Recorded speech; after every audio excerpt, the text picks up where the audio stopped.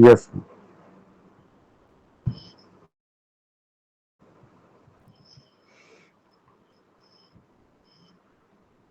So good afternoon, students. A few slides were left yesterday. First of all, I will be completing those slides. Then we'll move to our unit 5 of the syllabus.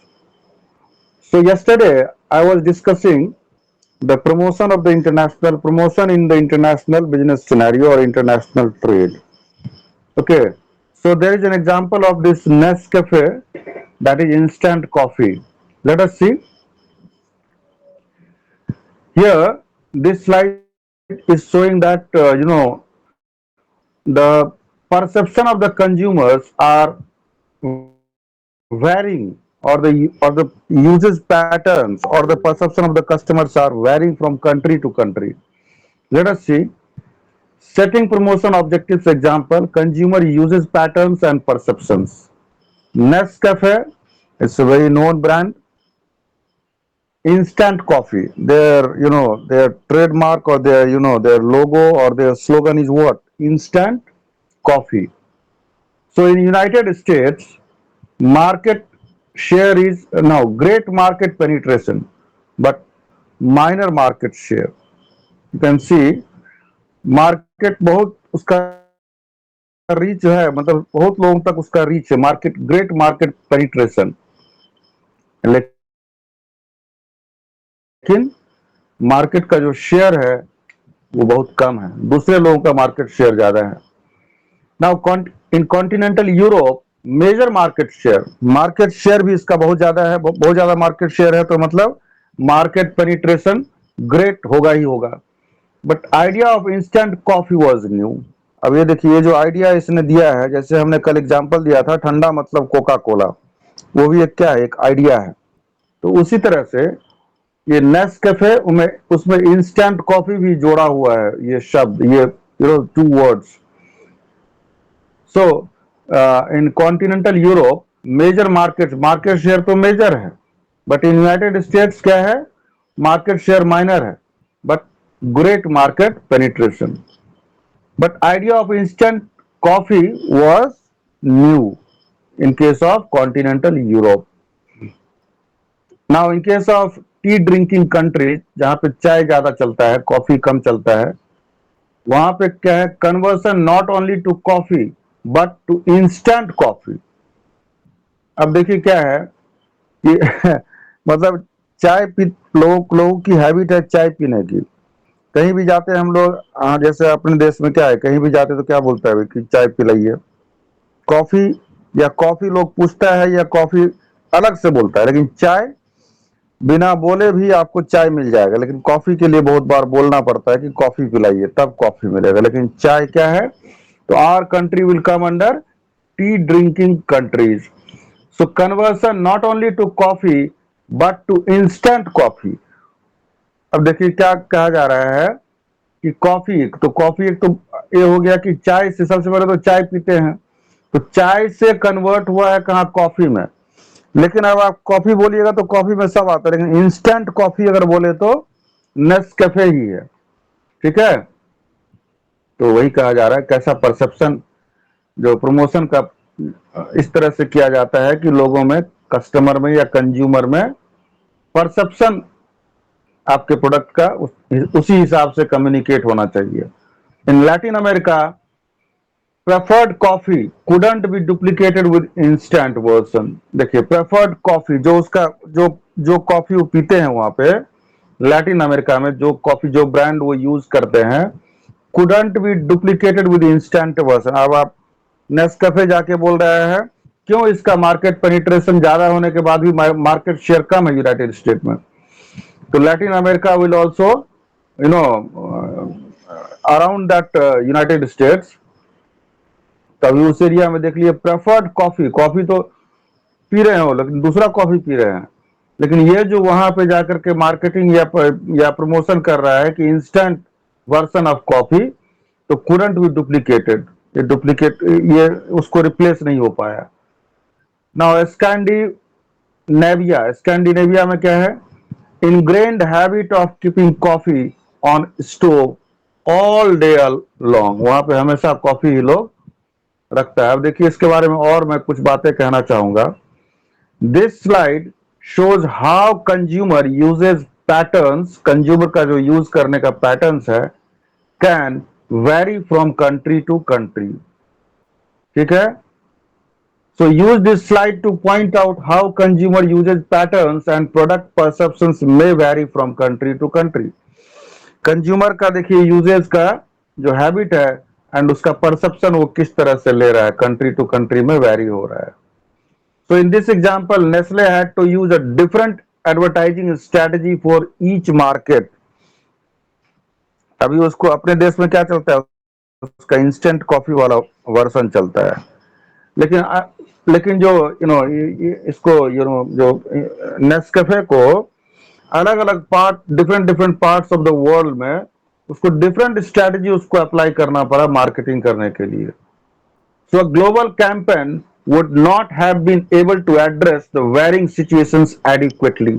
अब एक ही बात लेके चले वो कि instant coffee और सब जगह जाके यही बात करे तो लोगों में बहुत जगह नहीं पचता है, क्योंकि लोगों का क्या है, जैसे इसने कहा कि preferred coffee couldn't B duplicated with the instant coffee, तो एक ही बात सब जगह नहीं चलेगा, यही बात कहा जा रहा है।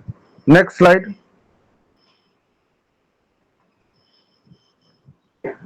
Now message and four major difficulties. क्या है मैसेज?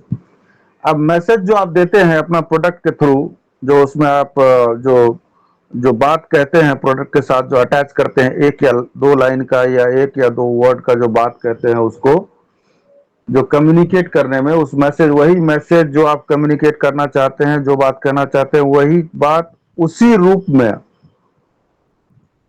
कंज्यूमर या कस्टमर तक पहुंचना चाहिए। उसमें क्या क्या डिफिकल्टी हो सकता है देख लीजिए।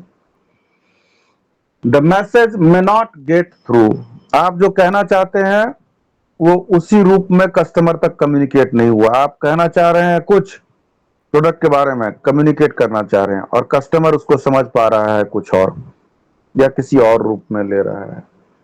The message may not be understood, अब उसको समझ, एक तो हो गया कि message may not get through, मतलब whatever the message you want to convey to the consumer, that is not being conveyed to them in a proper way, or the same message is not conveyed। number one, ये difficulty। number two, the message may not be understood, अब जो message आप समझाना चाहते हैं वो समझ ही नहीं पा रहा है, कुछ और समझ जा रहा है। तीसरा है the message may not induce action, message तो हमने दे दिया लेकिन जो कंज्यूमर है उसको इंड्यूस नहीं कर पा रहे हैं। ठीक है, तो वो आप मतलब चाह रहे हैं कि वो सेल्स में, अल्टीमेट गोल क्या है आपका, ये मैसेज का, ये सेल्स का, सॉरी ये ब्रांडिंग का, प्रमोशन का, ये एडवर्टाइजिंग का अल्टीमेट गोल है कि increase your sale, increase your market share and ultimately increase in your profit. तो क्या है, the message may not induce action, message तो दे दिया हमने लेकिन वो अल्टीमेटली रिजल्ट नहीं दे रहा है। The effectiveness may be impaired by noise, अब आप एक, हमने इसके पहले के दो चार स्लाइड पहले में हमने कम्युनिकेशन में दिया था कि नॉइज नॉइज नॉइज। ठीक है जी, तो the effectiveness may be impaired by noise, noise के कारण भी आपका जो मतलब मैसेज है वो प्रॉपरली नहीं पहुंच रहा है आपके अल्टीमेट कंज्यूमर तक। Next slide. ये सब डिफिकल्टीज है।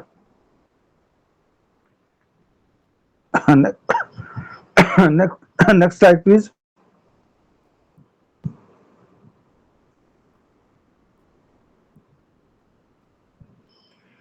yes, the next is constants of international promotion. अब देख लीजिए क्या क्या कॉन्स्टेंट्स हैं। पहला है language communication and encoding messages. देखिए लैंग्वेज का एक बहुत बड़ा प्रॉब्लम है। आप जापान में कर रहे हैं तो जापानी भाषा में समझाना होगा, चाइना में चाइनीज, इंडिया में हिंदी। ठीक है जी, अंग्रेजों के साथ बात कर रहे हैं तो इंग्लिश, उसी तरह से रसिया में रशियन। तो ये डिफरेंट डिफरेंट कंट्रीज के लिए अलग अलग लैंग्वेज है, लेकिन आप जो बात कहना चाह रहे हैं वहां का लोकल लैंग्वेज में अपने प्रोडक्ट के बारे में आपको प्रॉपर वर्ड देना होगा। तो कम्युनिकेशन एंड एनकोडिंग मैसेज, और उसके साथ जो मैसेज देना चाहते हैं उसको आपको एनकोड करना होगा। Government controls and regulations product cost and message. बहुत बार ऐसा है ना, बहुत सारा मैसेज आप जो देना चाह रहे हैं उसमें भी गवर्नमेंट का कंट्रोल है। कुछ ऐसा बात तो नहीं कहा जा रहा है प्रोडक्ट के बारे में, या कुछ ऐसा नहीं ना आप प्रचार कर रहे हैं जो कि उस देश में बैन है, उस कंट्री में बैन है, पर्टिकुलर कंट्री में। तो गवर्नमेंट कंट्रोल एंड रेगुलेशन भी आपको देखना होगा। उसके साथ जो क्या कॉस्टिंग है वो भी आपको जो है वो भी कॉन्स्टेंट एक फैक्टर है, वो भी देखना होगा। देन नेशनलिज्म, देखिए प्रोडक्ट के साथ में अब बहुत सारा, अभी देखिए क्या है, देखेगा इंडिया, इंडिया में देखिए बहुत सारा मैच है उसमें इंडिया वर्ड यूज कर, देखेगा इंडिया, ठीक है। ये कोई फेस्टिवल है या कुछ ऐसा चीज है तो मनाएगा इंडिया। या मान लीजिए कि दूध पिएगा इंडिया, कोई गाय का कुछ ऐसा अमूल का है, अमूल दूध पीता है इंडिया, ऐसा कुछ आता है ना, ठीक है जी। तो नेशनलिज्म तो उसको उस नेशन के साथ जोड़ दे रहा है प्रोजेक्ट, प्रोडक्ट को। अमूल दूध पीता है इंडिया या पिएगा इंडिया, ऐसा कुछ ऐसा है, एक ऐड आता है। तो क्या किया वो नेशनल के साथ में जोड़ दिया, नेशनलिज्म, ठीक है ना। मीडिया तो उसको जोड़ने में भी आपको ये है कि आप हर प्रोडक्ट को वैसा आप नहीं जोड़ सकते हैं, ठीक है। देन मीडिया अवेलेबिलिटी, मीडिया में भी बहुत सारा रूल्स एंड रेगुलेशन, बैन है, ये है वो है वो सब है। इकोनॉमिक डिफरेंसेस, आपके कंट्री में जो जितना इकोनॉमिक मान लीजिए सहूलियत है दूसरे कंट्री में उतना नहीं हो। आपका कंट्री का लोग इकोनॉमिकली साउंड है या लोग खर्च करने वाले हैं, जो लोग अफोर्ड करने वाले हैं, उनमें क्षमता है। कोई जरूरी नहीं है कि आपका प्रोडक्ट जहां पर आप सेल कर रहे हैं दूसरे कंट्री में वहां भी लोग उतने सक्षम हो। Then local distribution design of channel, आपका जो चैनल है, ठीक है, वो चैनल डिजाइन, जैसे होलसेलर, रिटेलर, डायरेक्ट मार्केटिंग, ये सब हमने पढ़ाई किया है ना, पहले पढ़ा है। तो होलसेलर, फ्रेंचाइजी एक्विजिशन, ठीक है जी, ये सब जो मॉडल है डिस्ट्रीब्यूटर का। तो डिजाइन ऑफ चैनल, आपको चैनल डिजाइन करने में भी दिक्कतें हैं, बहुत सारी दिक्कतें हैं। So that is what the constant of international promotion. Then agency availability, कोई जरूरी नहीं कि आप एजेंसी किसी को ऑफर कर रहे हैं या एडवर्टीजमेंट निकाल रहे हैं और आपको प्रॉपर आदमी एजेंसी के लिए मिल ही जाए, ऐसा कोई जरूरी नहीं है। या आप जैसा चाह रहे हैं जैसा आदमी मिले वैसा आदमी मिले, ऐसा कोई जरूरी नहीं है। Then next is what, taste and attitudes. हर आदमी का, जब अपने ही घर में देख लीजिए, आप 5 लोग हैं, आप लोग घर में परिवार में 5 लोग या 7 लोग हैं, तो हर आदमी बच्चा से लेकर के बुजुर्ग तक का टेस्ट डिफरेंट होता है, या प्रोडक्ट के प्रति एटीट्यूड भी डिफरेंट होता है। तो ये एटीट्यूड एंड प्रोडक्ट के प्रति और जो टेस्ट से जब डिफरेंट होता है, किसी को अच्छा लगता है, किसी को नहीं लगता है, किसी को तीखा लगता है, किसी को मीठा लगता, जो भी है, तो that is taste. Attitude, attitude मतलब कोई ब्रांड है उसके साथ एसोसिएट होना लगता है कि हाँ मैंने ये यूज किया है, तुम अपना स्टेटस सिंबल दिखाते हैं, वो भी हो सकता है, ठीक है। या स्टाइलिश ब्रांड है, कुछ भी एक्स वाई जेड। तो जब अपने आप घर में ही सबका टेस्ट बराबर नहीं है, एटीट्यूड बराबर नहीं है, तो ये तो ग्लोबल लेवल पे हो रहा है, कंट्री लेवल पे, तो वो एक है, एक फैक्टर है। तो ऐसा क्या आप प्रमोशन में, आप एडवर्टाइजिंग में ऐसा आप क्या रखिएगा, बात को कैसे रखिएगा कि आप major portion of the population of the consumer, you are able to associate your brand, your product with the consumer, maximum number of consumers. So that tastes and attitudes has to be taken care of. Now customers behavior patterns and attitude, अब customer का देखिए behaviour भी change होता है जी, ठीक है जी। तो बिहेवियर मतलब क्या है, अब एक आदमी यूज कर रहा है एक पर्टिकुलर प्रोडक्ट, तो हमेशा वो जिंदगी भर यूज करेगा ऐसा नहीं है। समय के साथ या जानकारी उसको हुआ या और अपडेटेड आया, कुछ और नया टेस्ट, नया वेरिएंट, या एज के साथ आदमी का चेंज हुआ टेस्ट वगैरह, तो नया वेरिएंट दूसरा प्रोडक्ट खोजेगा वो। तो that is another constant. No brand name recognition, अब आपका ब्रांड का नेम ऐसा होना चाहिए, लोगो हो, ब्रांड हो, नेम हो, साइन हो, कुछ भी हो, या ब्रांड के बारे में कुछ सेंटेंस हो या ऐसा होना चाहिए कि लोग इमीडिएटली रिकॉग्नाइज कर ले, जैसे नेस्कैफे इंस्टेंट कॉफी। ठीक है, तो इंस्टेंट कॉफी मतलब क्या हो गया कि नेस्कैफे कैफे हो गया तो उसके साथ वो हो गया। नेस्कैफे है तो, लेकिन नेस्कैफे में अगर इंस्टेंट कॉफी नहीं लिखा हुआ है तो लगेगा डुप्लीकेट तो नहीं दे रहा है। तो ब्रांड को इजीली रिकॉग्नाइजेबल हो वैसा आपका स्ट्रेटजी होना चाहिए। तो ये भी एक कांस्टेंट है। तो so there are few constant, this is again important constants of international promotion. Language, number one is language, number two is government control, number three is nationalism, number four is media availability, number five is economic differences, number six is local distributors design of channel, number seven is agency availability, number eight is tastes and attitudes, number nine is consumer behavior patterns and attitudes, and number 10th is brand name recognition. Please go to the next slide.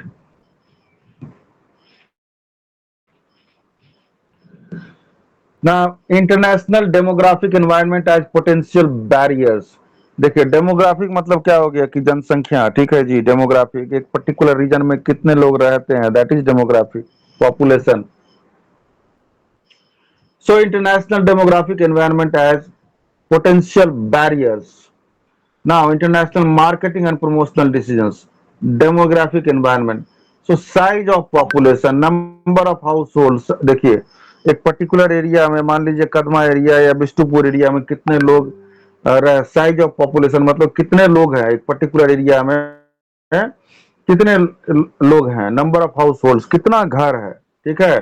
फिर house hold size, वो जो house में लोग हैं कितने लोग रहते हैं, ठीक है। एक घर है, घर में मान लीजिए 5 लोग हैं, 2 लोग हैं, 7 लोग हैं, 10 लोग हैं। देन एज डिस्ट्रीब्यूशन, अब उस जो 7 लोग हैं उसमें एज क्या सब है, किसी का एज मान लीजिए 60 साल है, किसी का एज 40 साल, किसी का 20 साल, कोई 2 साल का बच्चा भी है, ठीक है, कोई 20 साल का है। तो ये एज डिस्ट्रीब्यूशन देखना होगा। नाउ देन एजुकेशन लेवल्स, उसका एजुकेशन कितना है। एजुकेशन जितना ज्यादा रहेगा वो उतना ही हाइजीनिक फूड का डिमांड करेगा, भले कम खाएगा लेकिन अच्छा क्वालिटी वाला चीज खाएगा या यूज करेगा, खाएगा ही नहीं यूज भी करेगा। देन एम्प्लॉयमेंट रेट क्या है। अब हाइजीनिक हाइजीनिक चीज खाने के लिए, खर्च करने के लिए, उस चीज पर मेंटेन करने के लिए खिलौना भी होता है जो देखिएगा प्लास्टिक का है, और एक होता है जो प्लास्टिक में कुछ अलग टाइप का होता है, मैं नाम नहीं याद आ रहा मुझे, जिसमें कि यूज करने से उसको कैंसरस चीज नहीं रहता है, वो अच्छा चीज रहता है। तो क्या है अभी एम्प्लॉयमेंट रेट, अगर एम्प्लॉयमेंट रेट अच्छा रहेगा, हाँ एक घर से 3 लोग काम करेंगे, 2 लोग काम करेंगे तो पैसा अच्छा आएगा। तो इनकम रेट, इनकम लेवल जो है आदमी का ऑटोमेटिक नेक्स्ट पॉइंट है इनकम लेवल। इनकम लेवल अच्छा रहेगा तो ही ना आदमी अच्छा चीज अफोर्ड कर पाएगा, अच्छा चीज खा पाएगा, अच्छा चीज खरीद पाएगा। तो अच्छा चीज खरीदेगा तो ऑटोमेटिक आपका प्रोडक्ट जो क्वालिटी मेंटेन किए हैं वो आपका बिकेगा। तो ये क्या बताना चाह रहा है। So this slide is basically relating your promotion decision, कैसे डेमोग्राफिक एनवायरनमेंट क्या है पर्टिकुलर एरिया में, साइज क्या है पॉपुलेशन का, कितना घर है वहां पर, उस घर में जो है कितने लोग हैं, उसका एज क्या है, उसका क्या व्यवसाय है, एजुकेशन का लेवल क्या है, फिर कितने लोग काम करते हैं, और इनकम का लेवल क्या है। तो ये चीज भी आपको ध्यान में रखना होगा, ठीक है। Then only you can make a good strategy. So this slide shows the factor that make up the international demographic environment. These factors are that I have discussed already. These are the factors. Now major demographic differences exist among the countries. देखिए major demographic differences exist among, एक country से, ये सब सारा situation एक country से दूसरा country में अलग हो जाएगा। आप चले जाइए let's say example for example in any African country, ठीक है। नाइजीरिया में चले जाइए, नाइजीरिया में क्या हो जाएगा जी, वहां पे एम्प्लॉयमेंट रेट कम है, इनकम लेवल कम है, ऑक्यूपेशन का डिस्ट्रीब्यूशन कम है, एक ही, और जनसंख्या बहुत ज्यादा है, मान लीजिए लिटरेसी लेवल कम है। तो वहां पे सोचिएगा आप उस हिसाब से बनाए प्रोडक्ट तो नहीं चलेगा ना। तो major demographic differences exist among countries as well as within them, within countries and as well as within them, मतलब वो कंट्री में भी जो लोग हैं उसमें भी। Demographic information can reveal the potential of various foreign markets and provide insights into uh, and provides insights into the living standards and lifestyle in a particular country. ये सब सारा फैक्टर लेकर के आप किसी पर्टिकुलर कंट्री के बारे में, वहां का स्टैंडर्ड ऑफ लिविंग क्या है एंड लोगों का लाइफ स्टाइल क्या है, उसके बारे में आप स्टडी कर सकते हैं, पता कर सकते हैं. And accordingly you can design your product, accordingly you can customize your product, and this information can marketers plan in campaign in these markets. So ठीक है, यही कहना चाह रहा है. तो आपको जो इंटरनेशनल मार्केट के लिए ये सब सारा चीज आपको सारा डिटेल्स मिल जाएगा. स्टैंडर्ड ऑफ लिविंग क्या है, इनकम लेवल क्या है. Next slide please.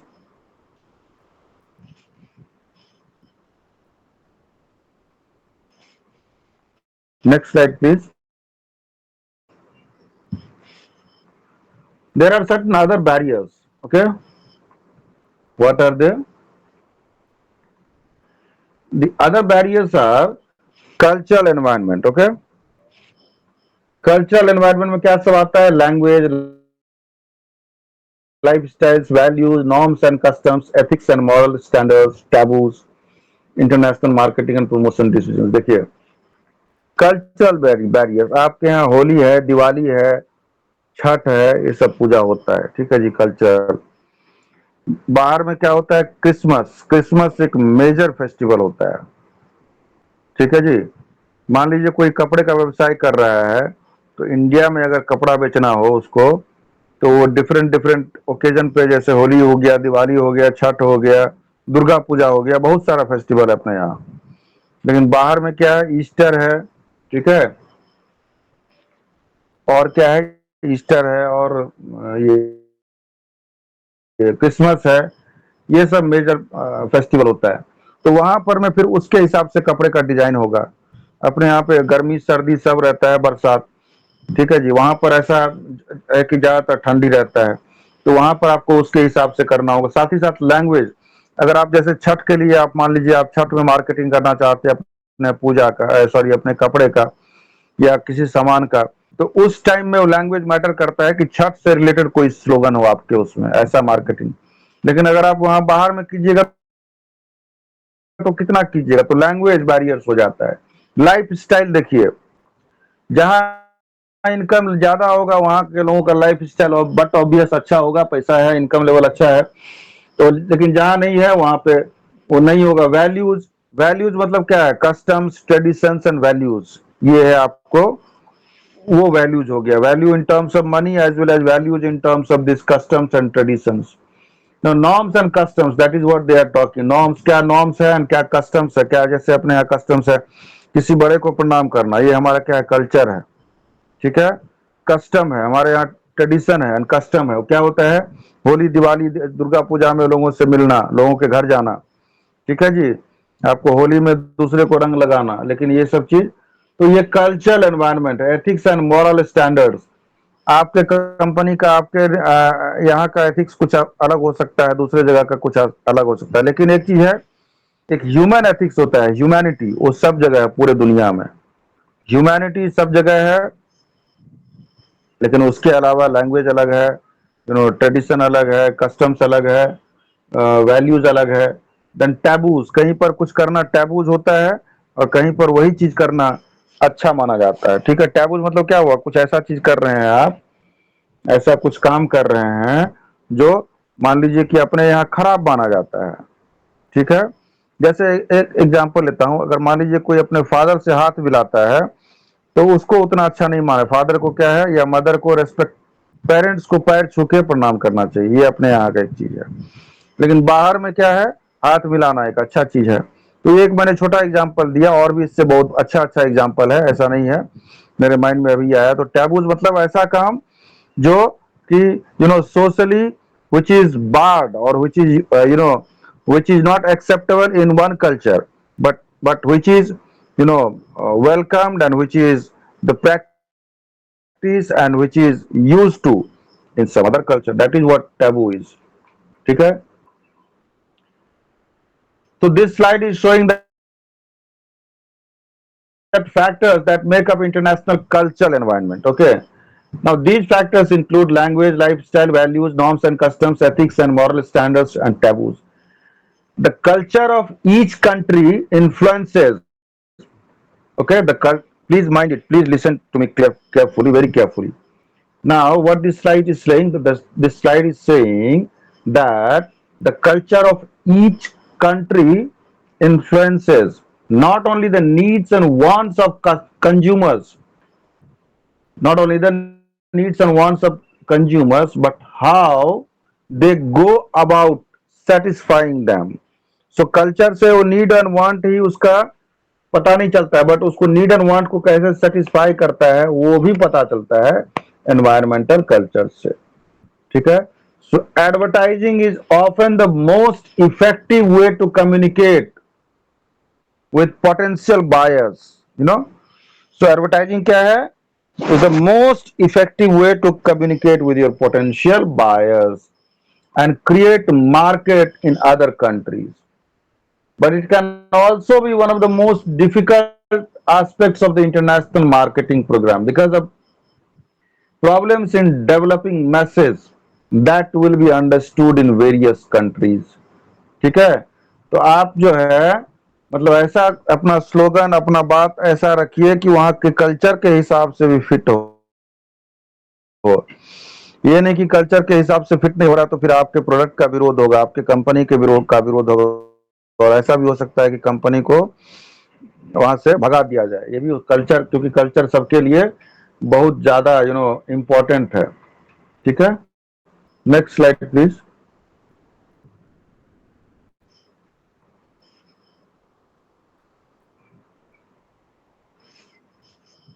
Okay, the next slide is talking about advertising subject to regulation. अब एडवर्टाइजिंग में क्या है जी? Subject to regulation, rules and regulation. ये नहीं कि कुछ भी लिख दिया प्रोडक्ट के बारे में. मान लीजिए सब्जेक्ट टू रेगुलेशन. अगर आप, ऐसा भी हो सकता है कि कुछ आप मिस इन्फॉर्मेशन दे रहे हैं. ठीक है जी, वो एक एडवर्टाइजमेंट है. अभी मैं आपको बताता हूँ एक लेटेस्ट एक न्यूज मैंने I have heard and read that news that Patanjali company owned headed by Baba Ramdev Baba का जो कंपनी है पतंजलि, वो बहुत सारा दवाई है उसके बारे में they are doing false claim.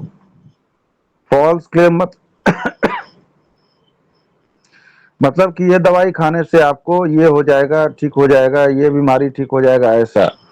ये मैं फॉल्स क्लेम मैं डायरेक्टली इसलिए बोल रहा हूँ कि मेडिकल काउंसिल ऑफ इंडिया ने केस दायर किया था, सुप्रीम कोर्ट में केस गया था, और वहां पर उसके दावे को सुप्रीम कोर्ट ने, ऑनरेबल सुप्रीम कोर्ट ने ये बताया और पाया कि जो उनका दावा है वो गलत है, और उसके ऊपर में जो मिस एडवर्टीजमेंट है उस पर उसने बैन लगाने के लिए बोला, और बैन नहीं लगाने के कारण उसके ऊपर में बहुत ज्यादा फाइन, पेनल्टी लगाया गया.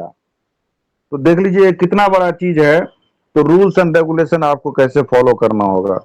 एक और एग्जांपल लेते हैं. मान लीजिए आपका कोई ब्यूटी प्रोडक्ट है, ओके, जो कि लेडीज इस्तेमाल करती है, ब्यूटी प्रोडक्ट. अब ऐसा छोटा सा एग्जांपल लेते हैं. मान लीजिए ऐसा है कि कोई किसी का डार्क कॉम्प्लेक्स है, तो वो आपने अपना प्रोडक्ट में ऐसा बताया एडवर्टाइजमेंट में, टीवी में और पेपर में और जहां भी, कि भैया इसको आप लगाइए, इसको 2 महीने 6 महीने यूज करें इसको, और आपका जो है फेस वो गोरा हो जाएगा. ठीक है जी, या कुछ ऐसा फेयर हो जाएगा, ऐसा कुछ. ऐसा आपने बोला है, और भले वो प्रोडक्ट वैसा नहीं है और उस तरह से नहीं हो रहा है, लेकिन कोई ऐसा चालाक कस्टमर है जिसने यूज किया, सब किया और हुआ नहीं, तो आपके ऊपर फिर क्या हो जाएगा? केस हो जाएगा कि आप मिस सेलिंग करते हैं, मिस एडवर्टाइज करते हैं, लोगों को बरगलाते हैं. सो देखिए क्या है, product that may be advertise subject to regulation, that may be advertise but subject to regulation, rules and content और क्रिएटिव अप्रोच यूज्ड. कंटेंट जो है, जो उसमें आप बात कहते हैं, और क्रिएटिविटी जो दिखाते हैं वो भी होना चाहिए अप्रूव्ड यूज, माने अप्रोच यूज जो करते हैं वो भी सब्जेक्ट टू रेगुलेशन है। Media advertisers are permitted to use the amount of the amount of advertising one may do, use of foreign languages in ads, use of materials from outside the country, ये सब चीज क्या है, subject to regulation है सारा चीज।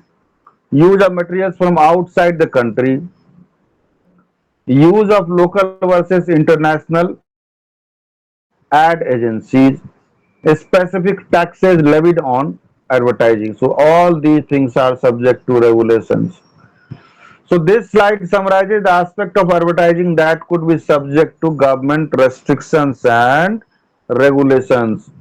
So what this slide is saying? This slide is saying that the aspect of the advertising that could be subject to government restrictions. ये सब सारे जो पॉइंट हैं, टोटल 8 पॉइंट्स हैं, सारे के सारे सब्जेक्ट टू गवर्नमेंट रेगुलेशंस हैं। ठीक है,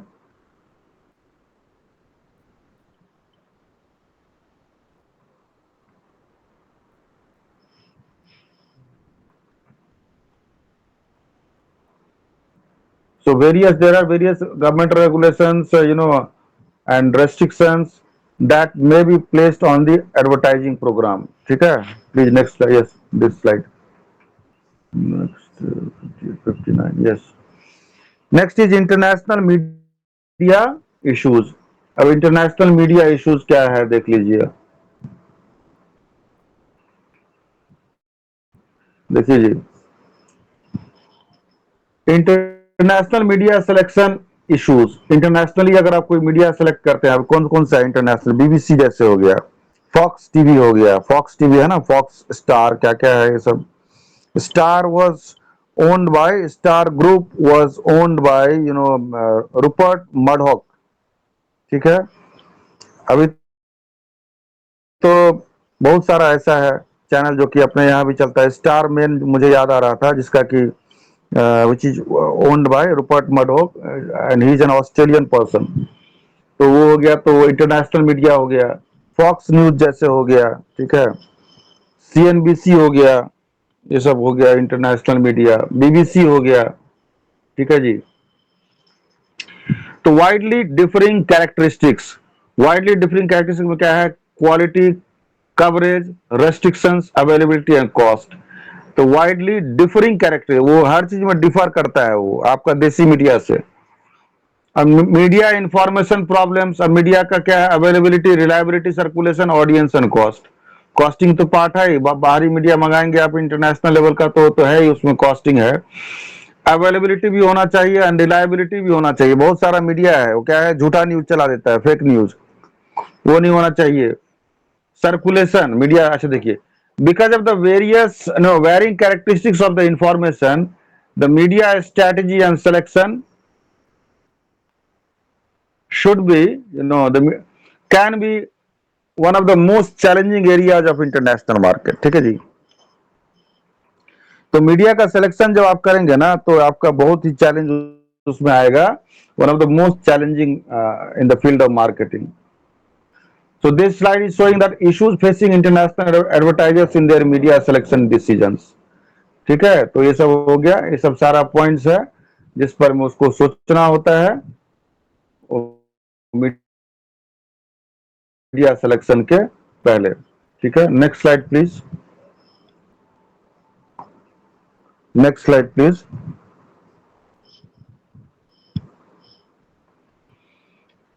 late us see the example of media and newspaper. ठीक है,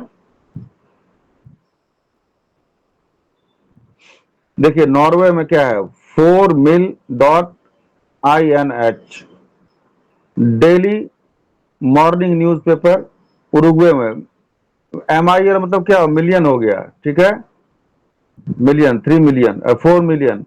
उरुग्वे में क्या है, 3 मिलियन, 21, वन डेली न्यूज़पेपर का उरुग्वे में उतना कस्टमर है, आपको 21 डेली न्यूज़पेपर है। ठीक है, टर्की में 380 डेली न्यूज़पेपर है। बताइए अब 380 में से कैसे आप चुनिएगा, टर्की में 380 है political position of each of them, और जापान में देख लीजिए खाली 5 ही न्यूज़पेपर है। तो जब आप जाइएगा टर्की में अपना बात को रखने के लिए, अपना प्रोडक्ट को, तो किस मीडिया पे आप विश्वास कीजिएगा? एक तो ये होता है कि किसी मीडिया को पैसा दे दिए तो मेरा बात को छाप दिया, लेकिन एक मीडिया ऐसा होता है कि निष्पक्ष, ठीक है जी, बिना किसी का पक्ष लिए हुए जो एक्चुअल चीज है, जेन्युइन चीज है, उसको प्रकाशित करता है, उसको पब्लिश करता है, उसको बताता है। तब पब्लिक में और पब्लिक में वो मीडिया, जैसे इंडिया में बोलता है ना गोदी मीडिया, अभी वो अब इलेक्शन के टाइम में हम लोग बहुत सुन रहे हैं गोदी मीडिया, गोदी मीडिया। तो उसी तरह से ये जो 380 out of this 380 newspaper, how many newspapers are of godi media kind that you do not know. So this is one of the biggest challenges, ठीक है। तो geography covered national versus regional and local. Next slide please.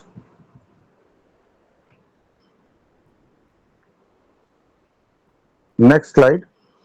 Advertising TV and radio. आप कहां कर सकते हैं advertising? TV पे कर सकते हैं एंड रेडियो पे।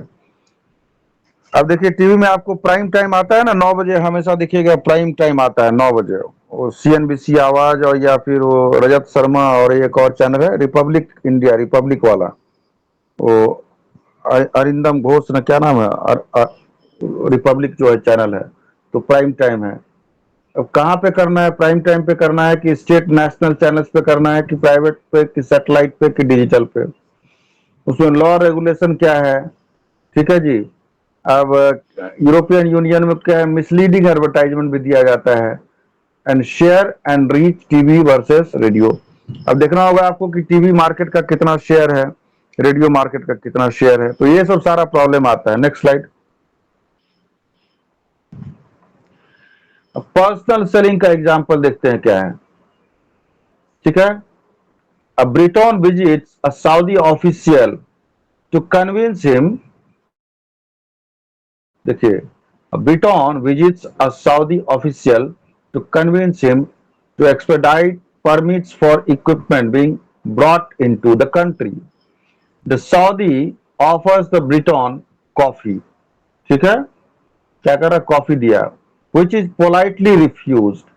देखिए कैसे हो रहा है, ब्रिटन विजिट कर रहा है जी सऊदी ऑफिशियल्स को, उसको कन्विंस करने के लिए, इक्विपमेंट खरीदने के लिए कन्विंस कर रहा है।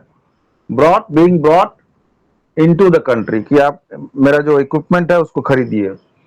तो अब सऊदी क्या कर रहा है, ब्रिटेन को कॉफी ऑफर कर रहा है, विच इज पोलाइटली रिफ्यूज्ड, ठीक है। He had been drinking coffee all morning at hotel while planning the visit.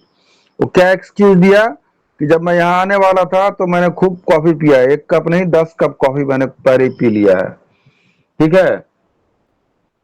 The latter seats down and crosses his legs. देखिए अभी क्या है, एक एक चीज का आप जो ये साइन दिखाते हैं ना, दैट इज योर एक होता है वर्बल कम्युनिकेशन, और एक होता है साइन, जो आप जो क्रॉस लेग करके बैठते हैं, इशारा करते हैं, आप सिर कैसे झुकाते हैं, एक एक एक्सप्रेशन आपका बताता है कि आप क्या सोच रहे हैं।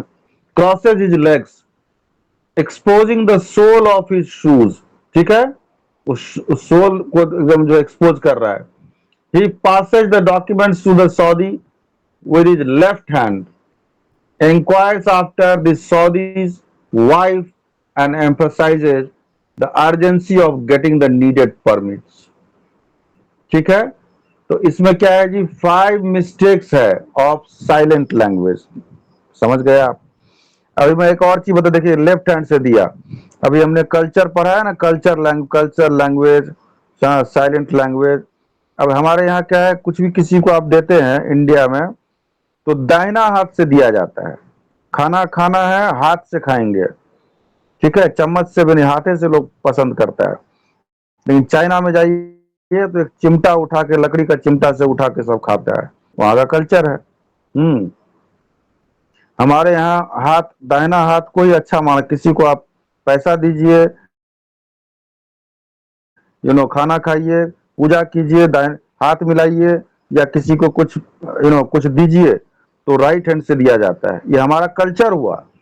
लेकिन this culture may not be there in some other country, वहां लेफ्ट हैंड से भी आपको दे रहा है तो उसमें कोई ऐसा नहीं है, दोनों हाथ भगवान का ही बनाया हुआ ऐसा हो, लेकिन हमारे यहाँ ऐसा है। तो इस जो एग्जाम्पल है, इस एग्जाम्पल में टोटल 5 साइलेंट लैंग्वेज जो है मिस्टेक है, साइलेंट लैंग्वेज मिस्टेक है। मुझे तो जो लग रहा है, it is up to you to decide and tell me, let me know also, I am leaving it to the student. But he had offered, the person was offered coffee. He himself went to the Biton went to Saudi for selling equipment, and while he was offered coffee, he politely denied, which he should not have. Okay, number one mistake. Number two is sits down and crosses his leg. He should not have crossed his leg. Number two mistake. Then what he is doing? Exposing the sole of his shoes. All these are, not verbal communication but silent communication, which is mistake.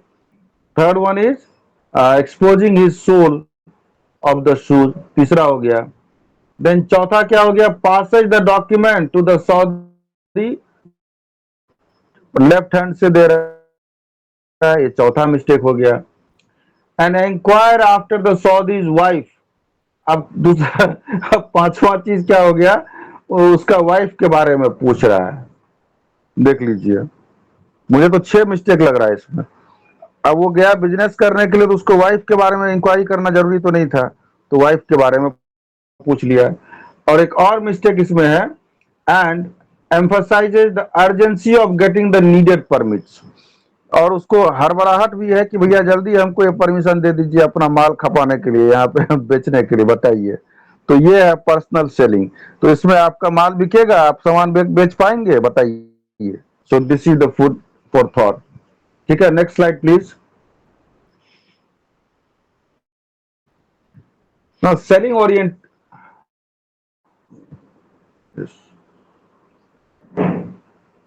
selling orientation. Okay, so hard versus sell approach. देखिए, collective solution और and individual benefit, concern for the customer, concern for achieving cell.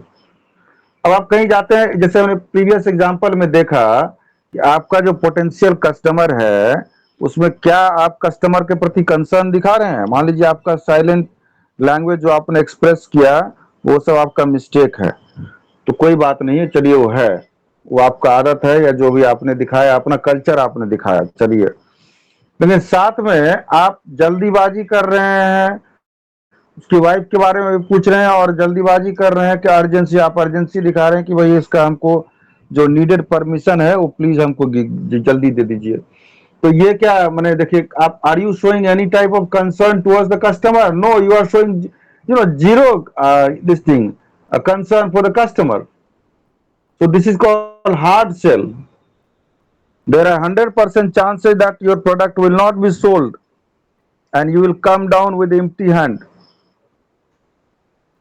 So order taker and problem solver. Soft sell, hard sell. Customers को आप friend बनाइए, customer को friend बनाइएगा तो soft cell हो जाएगा, प्रॉब्लम सॉल्वर हो जाइएगा, ऑर्डर मिल जाएगा आपको. लेकिन हार्ड सेल में चांसेस बहुत कम है. Next slide please.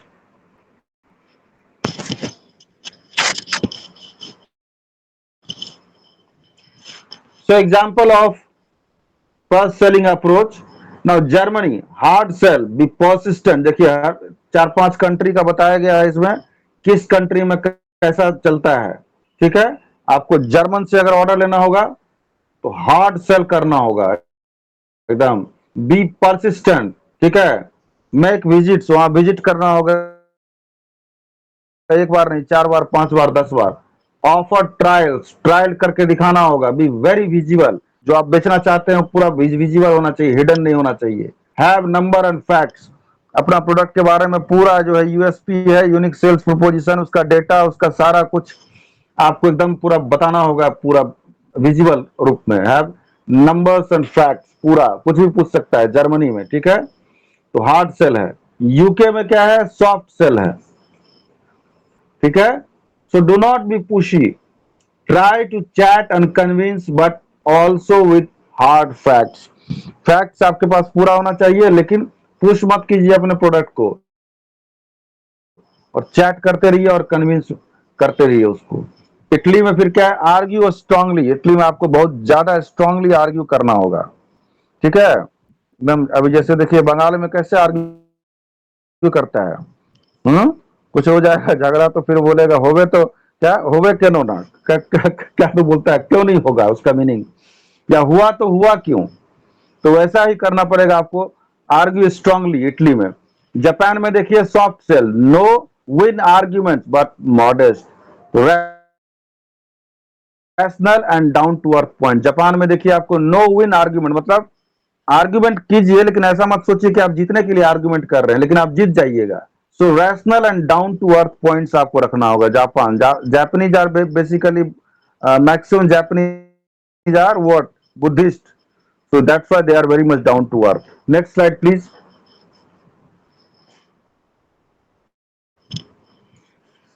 Let us see types of consumer sales promotion activity now. अभी क्या होता है, types of sales promotion. Sales promotion कैसे करते हैं जी, कूपन दे सकते हैं आप, प्राइस डिस्काउंट दे सकते हैं, सेंट ऑफ मतलब क्या हो गया, सेंट, जैसे सेंट चलता है ना इंग्लैंड में, सेंट भी चलता है, तो सेंट कुछ कुछ परसेंट ऑफ कर सकते हैं आप, ठीक है।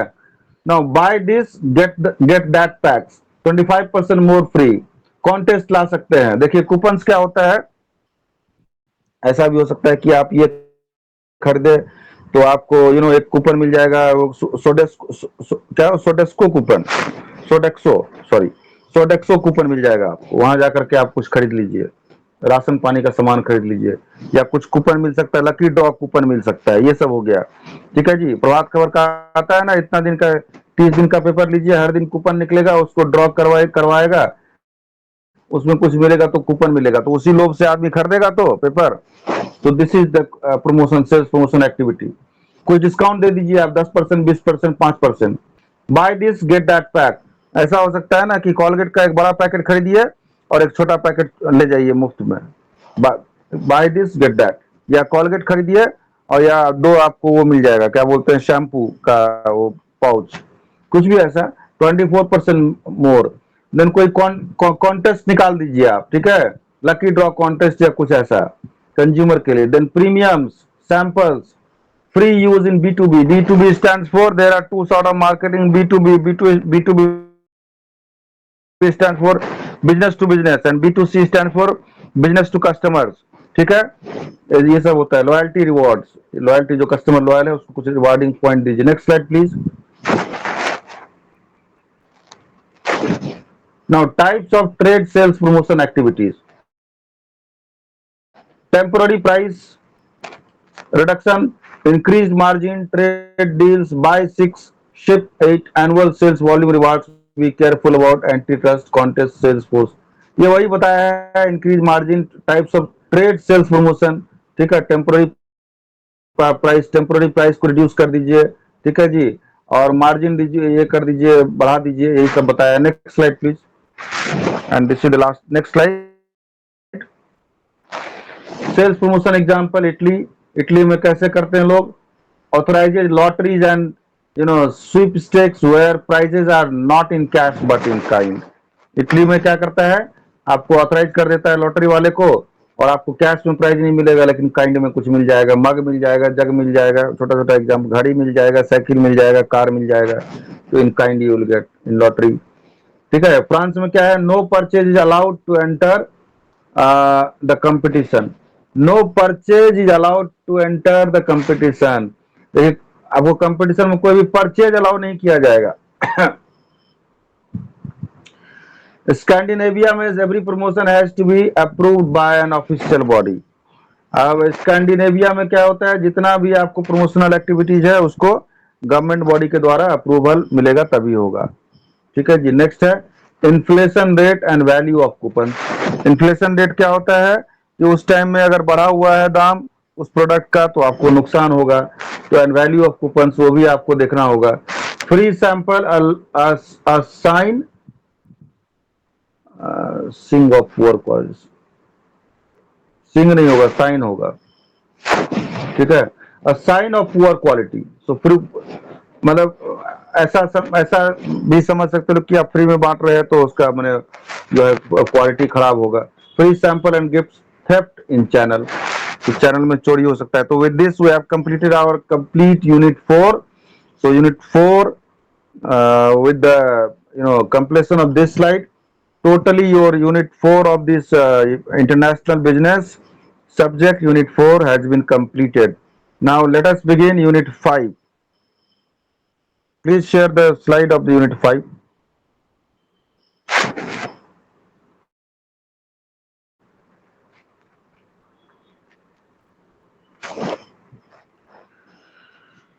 so today we are going to start this international business unit 5 let us discuss the syllabus what are there in our unit please go to the next slide in our this unit 5 syllabus the syllabus are harmonizing accounting differences across countries currency translation methods for consolidating financial statements cross-cultural challenges in international business, international staffing decisions, compensation and performance appraisal of expatriate staff, ethical dilemmas and social responsibility issues. So after completion of unit 5, we will be able to learn all these aspects of international business. Let us see first harmonizing accounting differences मैं थोड़ा syllabus discuss कर लेता हूँ across country देखिए हमारे यहाँ जो body है अकाउंटिंग बॉडी क्या है जी Institute of chartered accountants of India ठीक है जी वो सारा अकाउंटिंग से रिलेटेड सारा जो चीज है रूल्स रेगुलेशन अकाउंटिंग स्टैंडर्ड वही निकालती है ठीक है तो उस से रिलेटेड सारा रूल्स एंड रेगुलेशन वही करती है ऑडिट करने का भी जो अथॉरिटी है वही से जो पास्ट है fully passed chartered accountant they are only authorise to do the statutory audit और रेवेन्यू ऑडिट और द करंट ऑडिट ठीक है अब आप चले जाइए ब्रिटेन में ठीक है तो वहां पर क्या है जी the Institute of chartered accountants of Wales and England है अब वहां का अकाउंटिंग सिस्टम कुछ अलग है वहां का रूल्स रेगुलेशन कुछ अलग है अब एक ही मान लीजिए नेस्ले कंपनी है वो इंडिया में भी बिजनेस कर रही है और वहां भी कर रही है अमेरिका में भी कर रही है हमने देखा एग्जाम्पल में टर्की में भी कर रही है तो अब यह क्या है वहां का एक्सचेंज रेट अलग है इंडिया का एक्सचेंज रेट अलग है वहां का टैक्सेशन रेट अलग है हमारे यहाँ का अलग है वहां का बहुत सारा चीज अलग है ठीक है अकाउंट का हमारे यहाँ टैली होता है वहां कुछ और होता होगा सैप में होता होगा एसएपी में मान लीजिए एग्जाम्पल बता रहा हूँ मैं आपको लेकिन जब ग्लोबल बिजनेस करते हैं तो हमारे पास एक ऐसा होना चाहिए जो ग्लोबल जो हेड है he will not be interested in the first instance or prima facie or in the first instance he would be very much interested that at global level how much profit is Nestle making then later on he would be interested in knowing that how much profit Indian business has made how much profit England business has made and how much business Turkey business had made the profits तो global head ये जानने में रहेगा तो अब ये हर देश का अलग है नियम कानून हिसाब किताब बनाने का है तो हमारे पास एक होना चाहिए ना भाई हार्मोनाइजिंग ताकि सब देश का हम एक साथ एक मोटा मोटी बता पाए कि सर इतना ट्रिलियन डॉलर इतना बिलियन डॉलर इतना ये आया है हमारा तो उसी को हार्मोनाइज करने के लिए जो डिफरेंस है across countries this accounting differences को this has to be studied next is currency translation methods for consolidating अब देखिए हर देश का क्या है अपने यहाँ जो बनाएगा कोई भी company balance sheet then it has to be prepared in rupee currency वहां जो लिखा जाएगा जो भी अमाउंट फिगर और रुपीज में लिखा जाएगा तो वो वही चीज अगर वो अमेरिका में बनाएगा तो डॉलर में लिखा जाएगा ठीक है जी जर्मनी में बनेगा तो यूरो में बनाएगा हर देश का लैंग्वेज अलग है हर देश में करेंसी अलग है अब ये हर करेंसी का वैल्यू भी अलग है इन रूपी versus dollar is different then rupee versus this euro the valuation is different so that's why this point is to be studied and it is again very important currency translation methods for consolidating financial statements. दूसरा हो गया। अब क्या है, cross cultural challenges international. आपके यहाँ का culture कुछ और है, कहीं और का कुछ और कल्चर। ये कल्चर से रिलेटेड हमने पढ़ाई किया अभी। एक एग्जांपल ब्रिटेन एंड सऊदी जो एग्जांपल था, he wanted to sell the equipments, उसमें कल्चरल मिस्टेक के बारे में था। So cross cultural challenges, cross एक कंट्री का दूसरे कंट्री से क्या क्रॉस कल्चरल चैलेंजेस, उसके बारे में पढ़ेंगे। देन इंटरनेशनल स्टाफिंग, आपके पास कैसा स्टाफ है, किस तरह से स्टाफ एलोकेट कीजिएगा आप across the world so that your business is running smoothly. Now then compensation and performance appraisal of expatriate. Expatriate मतलब क्या होता है जी, बाहरी देश का आदमी जो यहाँ पे काम कर रहा है, मान लीजिए इंडिया में अमेरिका का आदमी काम कर रहा है, तो they are what expatriate.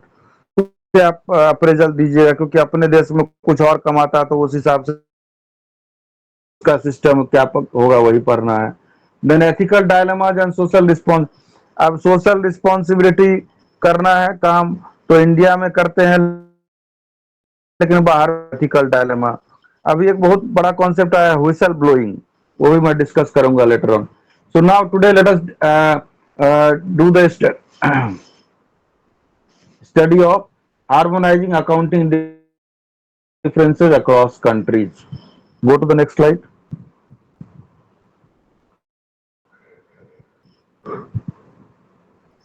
Yes. Now, harmonizing accounting differences across countries. Let us see. Harmonizing of accounting practices aims at bringing down the disparities that exist in the financial reporting system practiced by different their own sets of socio-economic, political, cultural and legal systems. जैसा मैंने अभी syllabus के part में ही discuss किया कि हर country का system अलग है, नियम कानून अलग है, अलग तरह से वो फाइनेंशियल रिपोर्टिंग करते हैं। हमारे यहाँ एमसीए होता है, मिनिस्ट्री ऑफ कॉर्पोरेट अफेयर्स, ठीक है जी। एमसीए में आपको अपना बैलेंस शीट जमा करना पड़ता है, और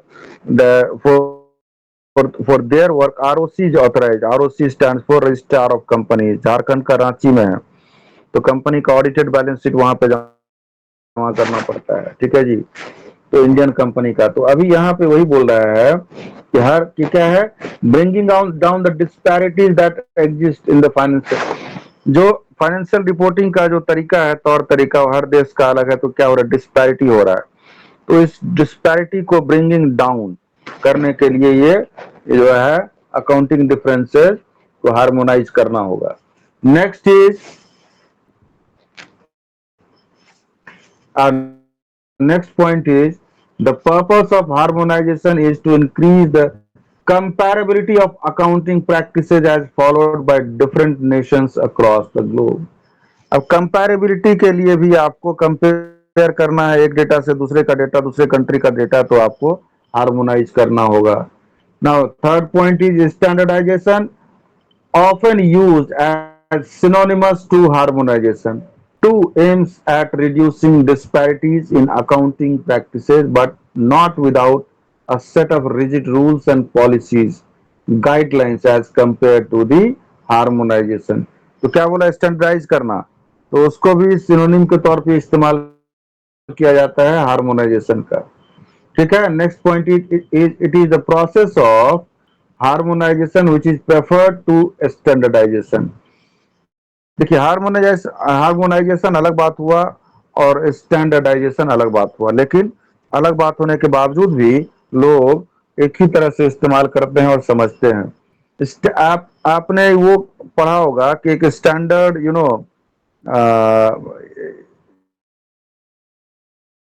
होंगे स्टैंडर्ड टी, ठीक है, टी फॉर्मेट। तो एक क्या है, बेली बनाते हैं उसमें left side and right side belly curve.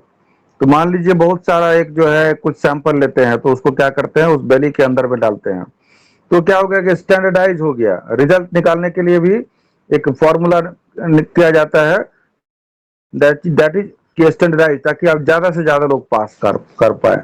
लेकिन यहाँ पे मीनिंग क्या हो जाएगा कि जो बैलेंस शीट या फाइनेंशियल रिपोर्टिंग का जो स्टेटमेंट्स है उसको स्टैंडर्डाइज कर देना या हार्मोनाइज कर देना। तो हार्मोनाइज करने से क्या होगा, सभी उसको पढ़ पाएंगे, सभी उसको समझ पाएंगे।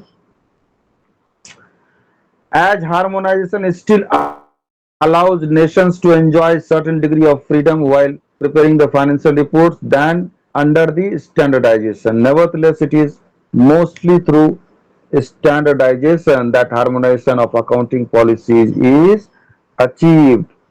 तो स्टैंडर्डाइजेशन के थ्रू ही harmonisation of accounting policies are achieve. Next slide please. देखिए हार्मोनाइजेशन बहुत इंपॉर्टेंट है, इसका मीनिंग, इसका डेफिनेशन, ये सब आएगा एग्जाम में, आएगा ही आएगा, और ये यूनिट 5 का पहला टॉपिक है।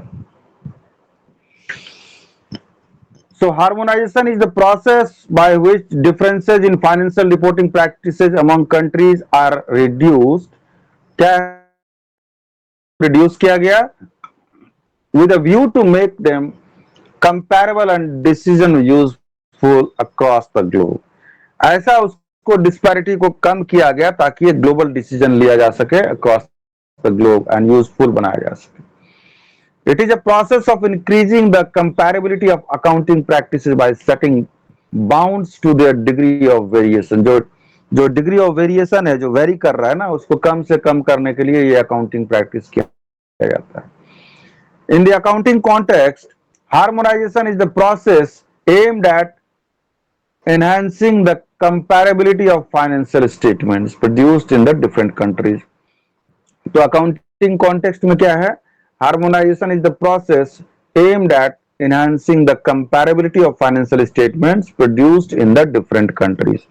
In a simplest way, harmonization means not only bringing out uniformity by reducing alternatives and differences in procedures by setting specific bounds, but embraces a blending and combining the elements of accounting practices of various countries into orderly structure. तो ऐसा आपको बनाना होगा, ऐसा चीज करना होगा ताकि सभी कंट्री का जो बैलेंस शीट है, प्रॉफिट एंड लॉस अकाउंट है, कैश फ्लो स्टेटमेंट है, फंड फ्लो स्टेटमेंट है, डायरेक्टर्स रिपोर्ट है, मैनेजमेंट रिपोर्ट है, ऑडिटर्स रिपोर्ट है, ताकि ग्लोबल तौर पे उसको समझने में आसानी हो। Next slide.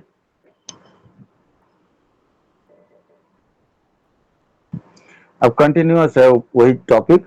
There is pressure for harmonisation of divergent accounting practices not only from the usage of financial statement but also from those who regulate and prepare them. देखिए उसके तरफ से भी प्रेशर है। हमारे यहाँ क्या है, जैसे मैंने बताया, कंपनीज एक्ट है, मिनिस्ट्री ऑफ कॉर्पोरेट अफेयर्स है, सेबी है, तो उसका प्रेशर रहता है कि भाई मेरा रूल्स एंड रेगुलेशन से आप बनाइए ये सब चीज। भले आप नेस्कैफे हैं, इंस्टेंट कॉफी हैं, या जो भी हैं, भले आप दुनिया में व्यापार करते हैं, लेकिन मेरे हिसाब से आपको चलना होगा। So pressures came from investors and financial. अब उसमें जो आपका इन्वेस्टर्स है उसका भी प्रेशर है, एंड फाइनेंशियल एनालिस्ट, जो फाइनेंशियल एनालिस्ट है, जो आपको आपके डेटा को एनालाइज करेंगे ताकि आपके फंड में इन्वेस्ट करना है कि नहीं, उसके लिए भी वो आपको काम आसान हो जाएगा। फिर क्रेडिट डिसीजन, लोन लेना है नहीं लेना है, या क्रेडिट एजेंसीज है, आपके बैलेंस शीट देख। क्रेडिट एजेंसी क्या होती है? बेसिकली दो agency which rate your company, rating agencies, ठीक है। तो the financial analyst are of the view that international diversity in accounting practices has enough potentiality to destroy the international flow of capital. अगर ये ठीक ठाक से नहीं कीजिएगा तो इसमें एनफ पोटेंशियलिटी है, इतना पोटेंशियलिटी है ना इसमें कि आपका जो इंटरनेशनल फ्लो ऑफ कैपिटल, बाहर से जो पैसा आएगा ना, उसी चीज को डिस्ट्रॉय कर देगा ये। The investors are also putting pressures, अब इन्वेस्टर भी प्रेशर डालता है, for harmonising as the desires that financial information should not only be intelligible but comparable also. Intelligible ही नहीं बल्कि कंपेरेबल भी होना चाहिए। Increased number of MNCs on global arena also calls for increased harmonization. So lack of harmonization in different accounting standards developed by different countries also imposes financial burden on MNCs, lack of harmo, देखिए कम जो harmonisation है ठीक तरह से नहीं है, lack of है। तो अकाउंटिंग स्टैंडर्ड, जैसे इंडिया में क्या है अकाउंटिंग स्टैंडर्ड, आपने कभी सुना होगा, नहीं सुना होगा तो सुन लीजिए। जो कि अकाउंटिंग स्टैंडर्ड बोर्ड है वो निकालती है। जैसे AS1 है, अकाउंटिंग स्टैंडर्ड 1 क्या है, डिस्क्लोजर ऑफ अकाउंटिंग पॉलिसीज है। AS2 that is accounting standard 2 is what, cash flow statement, ठीक है। AS3 is cash flow statement. AS2 accounting standard 2 is inventory management. AS3 is cash flow statement. इस तरह से AS accounting standard हर चीज का कैसे treatment होगा पर्टिकुलर चीज का उसके बारे में है। Next slide please. उसी तरह से बाहर में भी है। द इंपॉर्टेंट रीजंस व्हेन, अब नीड फॉर हार्मोनाइजेशन देखिए, नीड क्या है, क्यों नीड है इसका। The important reasons which necessitated harmonization of accounting practices are well contained in the objection made by सौदागरम। सौदागरम बोला है, सौदागरम ऐसा चीज बोल दिया है ना कि उसका क्यों जरूरत है। देखिए सौदागरम क्या है।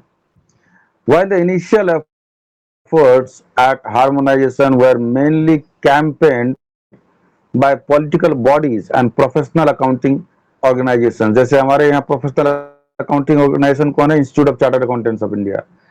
Current pressures to harmonize are driven by investor groups who use financial statements। अब देखिए, एक तो जो है अकाउंटिंग बॉडी है, अकाउंटिंग ऑर्गेनाइजेशन, वहां से प्रेशर है। दूसरा जो प्रेशर है वो कहां से है, आपको इन्वेस्टर ग्रुप से है। Multinational companies which prepare financial statements, regulators monitor capital market का जो रेगुलेटर है, जैसे अपने यहाँ सेबी हो गया, स्टॉक एक्सचेंज हो गया, वहां से प्रेशर है। which views itself as being significantly impacted by the global diversity in financial reporting requirements and developing countries that often lack the resources to develop indigenous accounting standards। Next slide।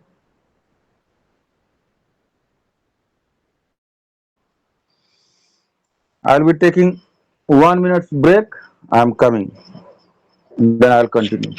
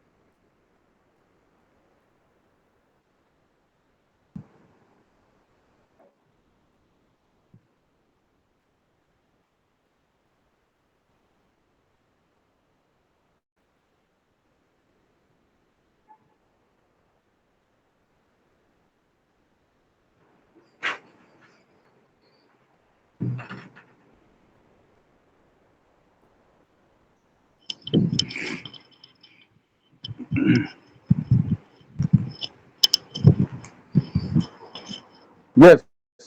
Why that?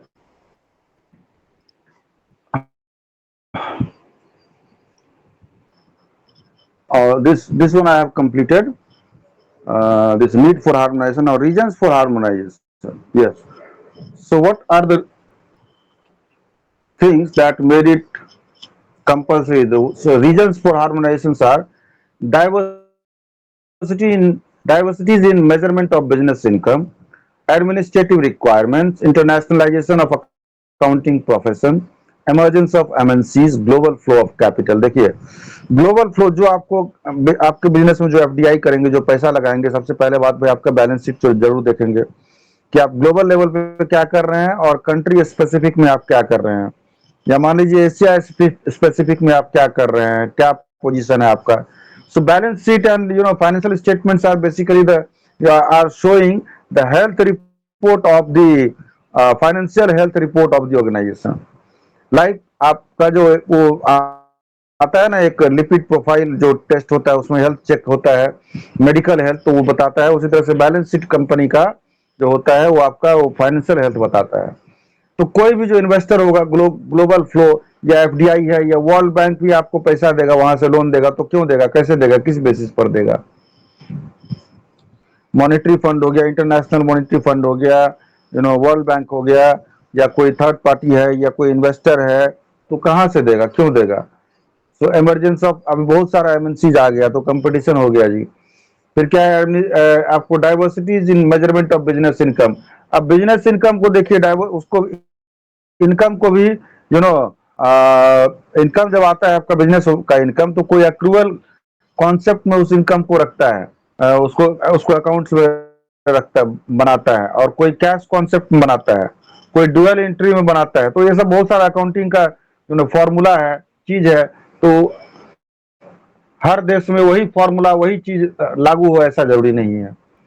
लेकिन एक बात और है, जैसे हमारे यहाँ institute of chartered accountants of India है, उसी तरह से श्रीलंका में, उसी तरह से पाकिस्तान में अकाउंटिंग बॉडी है. भले नाम कुछ होगा, institute of chartered accountants of Pakistan, may be in Sri Lanka institute of chartered accountants of Sri Lanka.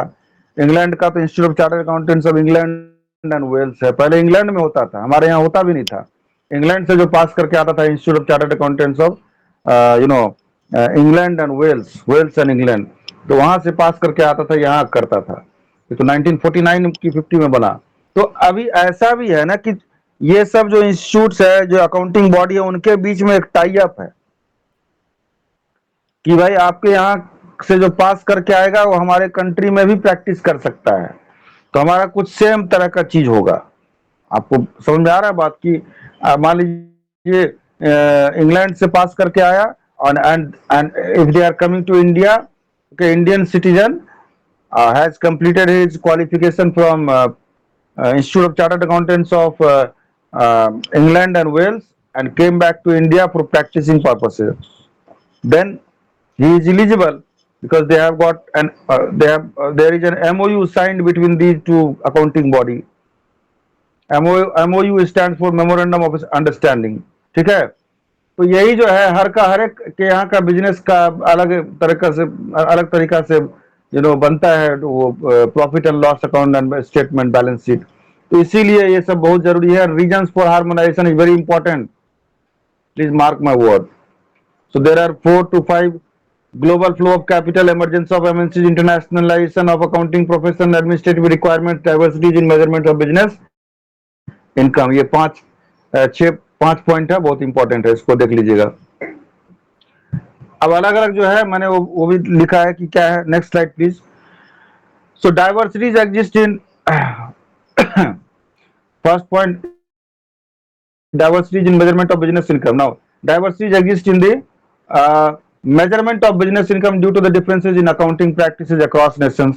सब नेशन अपना अपने अपने अपने यहाँ अलग अलग तरीके से अकाउंट बनाते हैं, इसलिए सबका प्रॉफिट अलग होगा, प्रॉफिट दिखाने का तरीका अलग होगा. Example for the same set of business transaction, the profit as per Indian GAAP will be different from that of as per the US GAAP. ठीक है. देखिए गैप क्या हो गया, GAAP हो गया, जनरली एक्सेप्टेड अकाउंटिंग प्रैक्टिसेज या principles या प्रैक्टिसेज होता है, यही कुछ होता है. तो यूएस में जो गैप है, जनरली एक्सेप्टेड अकाउंटिंग प्रिंसिपल्स या प्रैक्टिसेज, और इंडिया में जो है वो अलग हो जाएगा, क्योंकि इंडिया का रूल अलग है, यूएस का अलग है. लेकिन ऐसा बहुत सारा बिजनेसमैन है जो यूएस में भी करता है, या यूएस का मान लीजिए वो KFC चिकन जैसे हो गया. ठीक है. या जो और भी क्या क्या है, जो मैकडोनल्ड है, ठीक है जी, अमेरिका का है ना, यूएस का, तो यहाँ भी है उसका, वहां भी है. तो by virtue of the harmonisation of accounting practices, this difference in profit determination is likely to get substantially reduced. Differences तो रहेगा, लेकिन सब्सटैंशियली रिड्यूस्ड हो जाएगा, बहुत कम रहेगा, बहुत हद तक वो डिफरेंस कम हो जाएगा. Next is administrative requirements. Next point, next slide.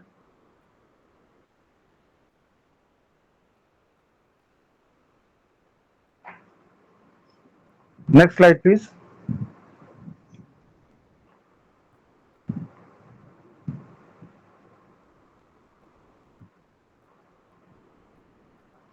Yes. Each and every country has its own administrative requirements which differs from each other as regards financial reporting of MNCs. Self explanatory, हर एक country का अलग rules and regulations है, ठीक है. For instance in the US, foreign firms are required to furnish financial information in line with the domestic firms and in accordance with the US GAAP. Consequently, non-US firms will have to translate and reconcile their financial reports as per US accounting principles. देख लीजिए, जो वहां का domestic company जैसे बनाता है वैसे भी बनाना होगा और यूएस गैप के तहत भी बनाना होगा उसके अनुसार भी. तो इससे क्या होगा, आपको क्या होता है, आपको रिकंसाइल करना पड़ता है, ठीक है, रिपोर्ट्स को as per the accounting US accounting principles. But for the harmonization of accounting practices so that not only such translation would be avoided but also government and regulatory authorities would be in a better position to understand the financial reports of MNCs. Next slide. Internationalization of accounting profession. Harmonization of accounting practices will help in internationalizing the accounting profession. देखिए, अब harmonising कर रहे हैं तो उससे क्या होगा, ये अकाउंटिंग प्रोफेशन का इंटरनेशनलाइजेशन भी हो रहा है. यहाँ से पास कर लिए institute of chartered accountants of India से, तो अब चूंकि अकाउंट जो है वो हार्मोनाइजेशन हो रहा है सारा अकाउंटिंग का ग्लोबल लेवल पे, तो आपको अब वो समझने में बनाने में कोई दिक्कत नहीं होगा क्योंकि कॉमन पढ़ाई तो सब जगह हुआ होगा. As harmonization aims at reducing the disparities in accounting practices across nations, accounting professionals operating in one nation will find it easy to operate in other nations as well. Next slide, please. Emergence of MNCs. Now, harmonization of accounting practices would greatly reduce the efforts. क्या होगा? Greatly reduce the efforts, energy and money that are otherwise required by MNCs to put in for presenting financial reports as per country specific. देखिए क्या कहा जा रहा है कि harmonisation of accounting practices would greatly reduce the efforts. Harmonise कर रहे हैं तो एफर्ट्स, टाइम, मनी, एनर्जी सब बच रहा है आपका, ठीक है. Otherwise the MNC required to put in for presenting financial reports as per country specific. नहीं तो क्या होगा, ये हार्मोनाइजेशन नहीं होगा तो फिर कंट्री स्पेसिफिक रिपोर्ट बनाने में ही आपका सारा समय चल जाएगा. Next is, in other words, different countries follow different set of accounting rules for preparation of financial reports. As such, MNCs operating in different countries will have to prepare multiple sets of financial reports to meet the legal requirements of each individual country in which they operate. ठीक है.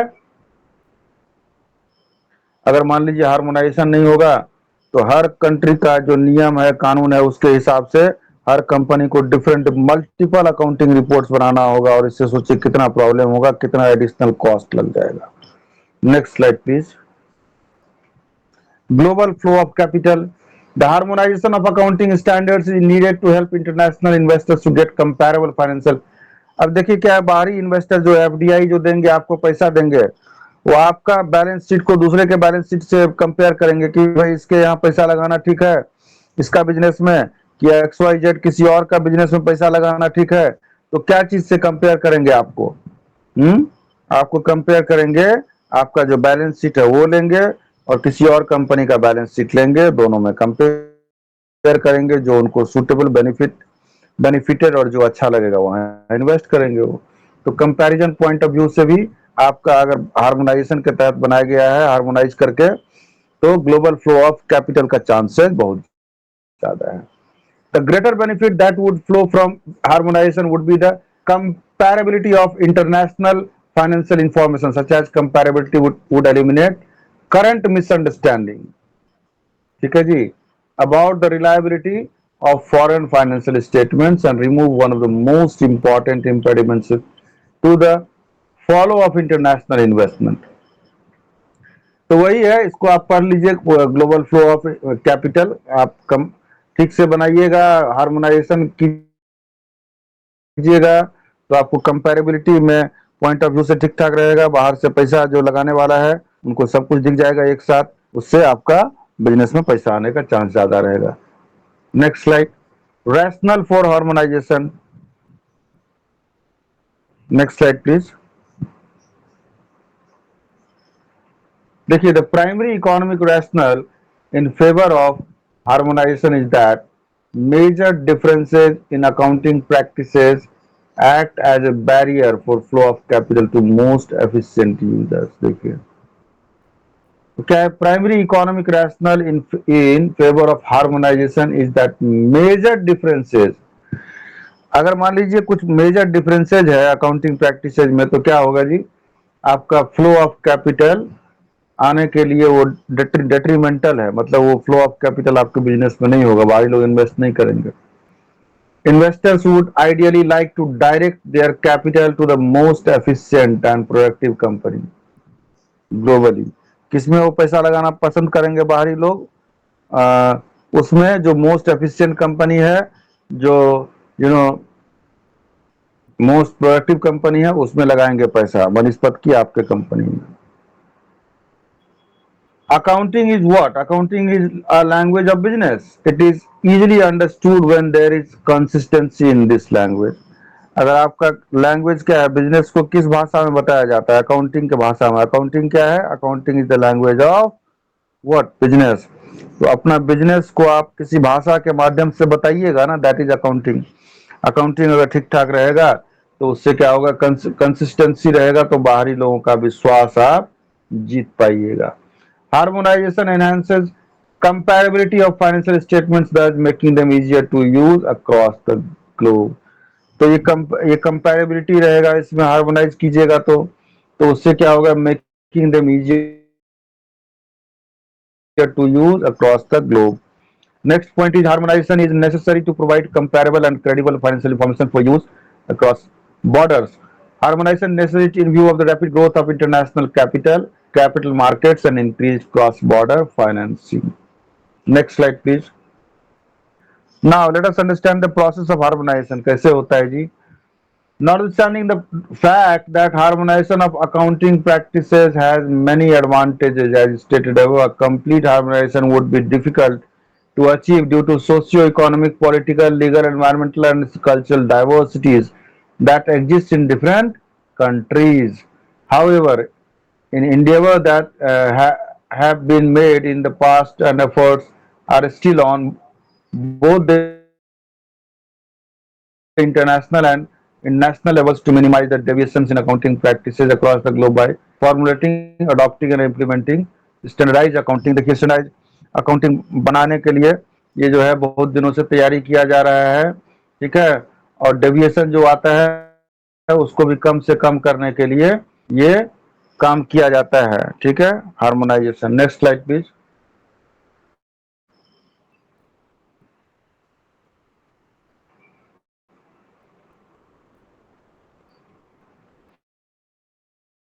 Next slide please.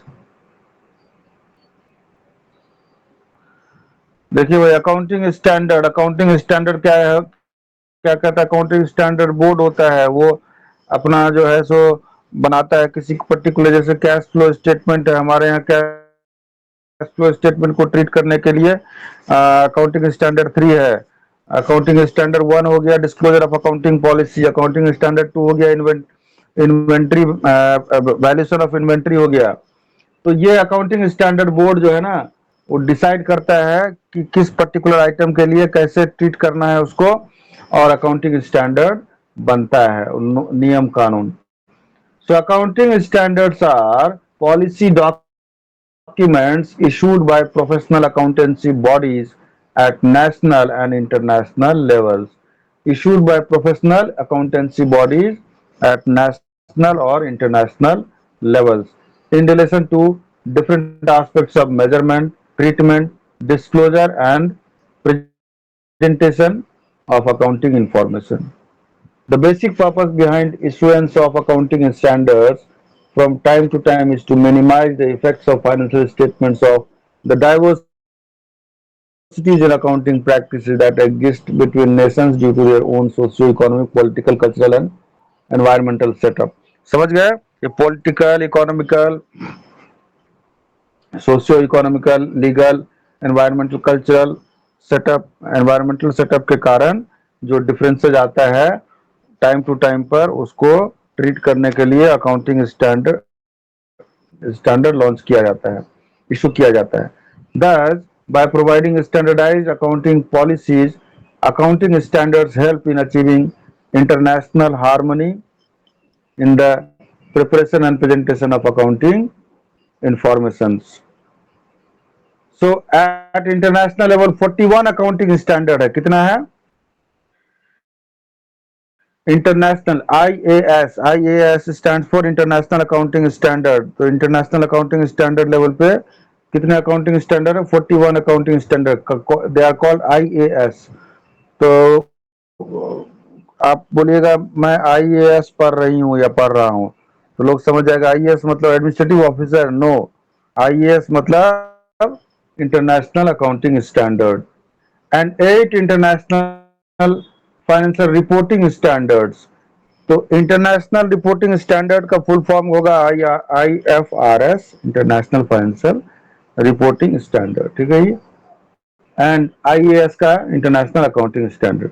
तो total अभी international accounting standard कितना है? 41 है. और 8 जो है इंटरनेशनल फाइनेंशियल रिपोर्टिंग है जो कि 8 है, उसको बोलते हैं IFRS.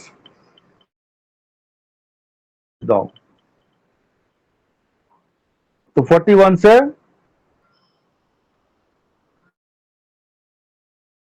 जो 34 है ना वो यूज में है और 7 अभी remaining 7 have been either merged with these 34 और done away with as per the changing environment similarly at the national level. Next slide please.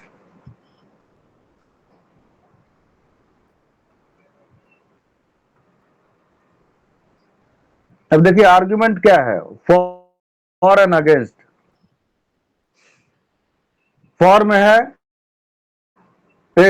Diversity in accounting standards and practices act as a barrier to capital flow across borders. Number one. Investors invest their capital in most efficient and productive companies globally, provided they are able to understand the financial position. Financial position को understand करेंगे तब ना पैसा लगाएगा कोई. It is It is the set of knowledge which made the investors to invest their capital on foreign companies, which resulted in the development of economy. It is the set of knowledge which made the investors to invest their capital on foreign companies, which resulted in the development of the economy. अब देखिए against में क्या क्या है argument. Complete harmonization is not practical and not viable. Where the harmonization does not have the practical implementation, where it is just combines the system in difficult to predict the future uncertainties. Harmonization is necessary where this process does not suits to the underdeveloped nations. Now, opponent sides differs in political. अब opponent जो है वो अलग अलग अपना अपना विचार देते हैं इसके बारे में, तो ये अगेंस्ट में है. ठीक है. Next slide please. अभी नेक्स्ट है जी हार्मोनाइजेशन ऑफ व्हाट. किसका हमने सबसे पहले वाई हार्मोनाइजेशन पढ़ा. हार्मोनाइजेशन क्या है वो पढ़ा, फिर वो वाई करके पढ़ा कि क्यों जरूरत है, फिर रीजन उसका पढ़ा क्यों है. अब देखिए अब किसका हार्मोनाइजेशन करेंगे. तो सबसे पहले जो करेंगे हार्मोनाइजेशन ऑफ अकाउंटिंग रेगुलेशन का करेंगे. It consist of legal framework. It consist of legal framework, standards, education and licensor. A legal framework is fundamental to accounting regulation. It determines the types of entities available under law. तो सबसे पहले जो है किसका कीजिएगा, accounting regulation का harmonisation कीजिएगा। Harmonisation कीजिएगा तो लॉ कानून रहेगा, उससे आपको सहूलियत मिल जाएगा। सरकार बीच बीच में कानून में चेंज भी करती है, अमेंडमेंट भी करती है to make your business easier. Then accounting practices, it is the process of recording of day-to-day financial operations of the business entity necessary to produce the legally required financial statements. It is the process, देखिए सबसे पहले तो दो ही चीज का करना है harmonisation, accounting regulation का एंड अकाउंटिंग प्रैक्टिस का। ठीक है। Public companies in the US must follow gap in their accounting practices. Two methods are followed: cash accounting and accrual accounting. Next slide, please.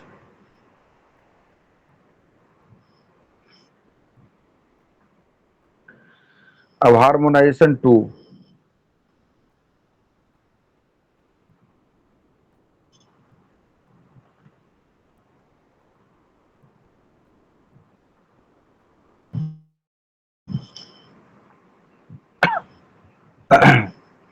recognition issue. Now, revenue recognition is generally accepted accounting principle. Generally accepted accounting principle. Revenue recognition, revenue recognition क्या होता है जी, आप कोई काम कर रहे हैं तो उससे जो पैसा आएगा तो आया नहीं है अभी, लेकिन अकाउंट में उसका एंट्री हो जाना चाहिए, that is the revenue recognition.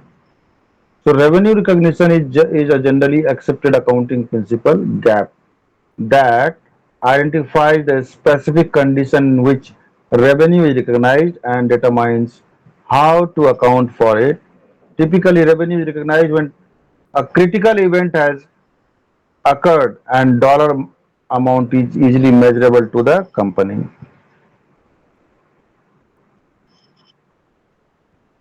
Then measurement issues. There are specific problems that affect the different basis of accounting available to financial recording. देखिए बेस अकाउंटिंग क्या क्या है, हिस्टोरिकल कॉस्ट, ठीक है। Then values to the firm, fair value, realisable value and value in use, value in use. तो ये सब different methods है, ठीक है, डिफरेंट बेसिस ऑफ अकाउंटिंग है। Now disclosures of issues, there is a confusion that how to measure and identify all the revenues, expenses, assets, liabilities, and owners' equity, and disclose in the financial record. So there is a confusion how to measure. देखिए अब क्या है, confusion है कि revenue को, expense को, assets को, liability को, and owners' equity को कैसे disclose किया जाए financial records में। Next slide, please.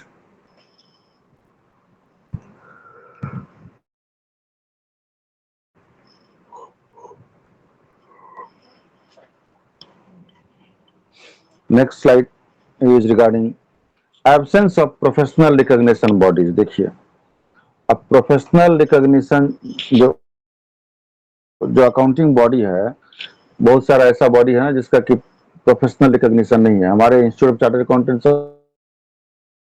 Of India का तो है, लेकिन बहुत सारा का नहीं है। इसलिए नहीं है क्योंकि वो इंटरनेशनल स्टैंडर्ड को फॉलो नहीं करता है। This absence of professional accounting bodies, या बहुत सारा देश ऐसा है ना जिसमें ये इंस्टीट्यूट या इस तरह का बॉडी है ही नहीं। So this is because IASC operates and implements its standards through professional accounting bodies of the nation as its members, and in the absence of such accounting bodies, implementation of IAS in such countries become difficult for implementation of these standards would require necessary amendments to the existing laws। जहां पर नहीं है ना वहां पे existing laws में चाहिए आपको अमेंडमेंट, तब ना बाहर का जो इंस्टीट्यूट है या गवर्निंग ये बाहर का जो बॉडी है अकाउंटिंग बॉडी वो आकर के वहां पे काम करेगा। To be made by the government of the respective countries which may not do it by themselves without being lobbied or persuaded by such। देखिए विदाउट बीइंग लॉबिड, लॉबिड मतलब क्या होता है कि उसका परसू करेगा, उसको खुशामद समझ लीजिए, खुशामदीद करना, खुशामदीद। कि भाई मेरा भी आकर के काम कर दो प्रोफेशनल बॉडी वाले, ठीक है। Then economic consideration, now empirical evidence have shown that harmonization is opposed by nations due to its impact on country's economy or the specific segment of country। कुछ लोग इसको अपोज करते हैं क्योंकि ये इम्पैक्ट करता है उसको specific segment of the country पे। An aspect of economic consideration that affects harmonization of accounting practices is the economic gap between developed and developing countries। सब जगह तो यही झगड़ा है जी, अमीरी और गरीबी का। तो ये जो है डेवलप्ड एंड डेवलपिंग कंट्रीज के बीच में जो गैप आ जाएगा, ठीक है, तो इसीलिए वो लोग भी अपोज करते हैं। नंबर सी देखिए क्या है, नेशनलाइजेशन।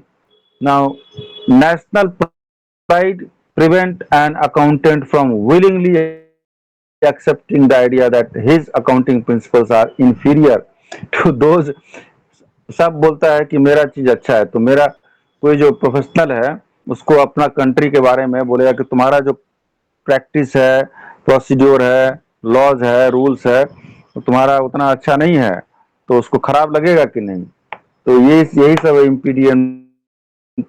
इम्पीडिमेंट्स ऑफ पॉइंट्स है उसके बारे में, ठीक है जी। Next slide please.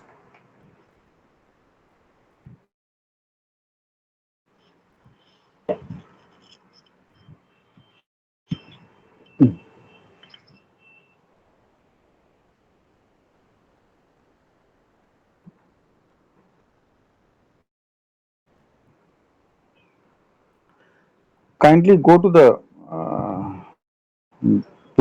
go back to the previous slide।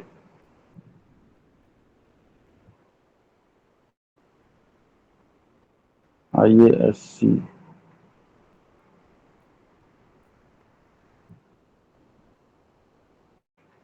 kindly go back to the previous slide, just immediate previous slide, yes। Let us see, these are the bodies, okay।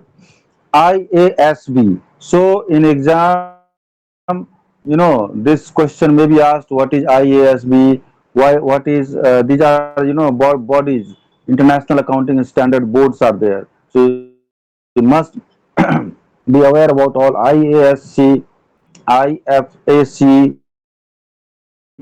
ये सब IOSCO, ये सब आपको UN, OECD, EU, ये सब आपको जानना है। ये सब शॉर्ट फॉर्म है और इसका फुल फॉर्म भी आ सकता है एंड इसका शॉर्ट नोट्स भी आ सकता है, तो प्लीज इसको बढ़िया से पढ़िए। तो क्या है जी, IASB। IASB stands for International Accounting Standard Board। IASB stand for International Accounting Standard Board। So IASB was started in 1973 as IASC। Over the past 40 years, IASB has evolved into the most prominent international accounting standards setting organization। In 1987, the IASC responded to its criticism by initiating the Comparability Project, which was aimed at enhancing comparability of financial statements by reducing alternative treatments available under IASC standards। The IASB is the independent standard setting body of the IFRS Foundation। Its members are responsible for the development and publication of IFRS, including the IFRS for SMEs and approving interpretation of IFRS. The IASB engages closely with stakeholders around the world, including investors, analysts, regulators, business leaders, accounting standard setters। So exam में ये आपको आ सकता है, IASB का full form क्या है, IASB क्या है, IASB international accounting standard board है, और इसके बारे में ये जो 4-5 पॉइंट है इसको आप याद कर लीजिए, लिख दीजिएगा, 5 मार्क्स का कम से कम आएगा। Next slide please.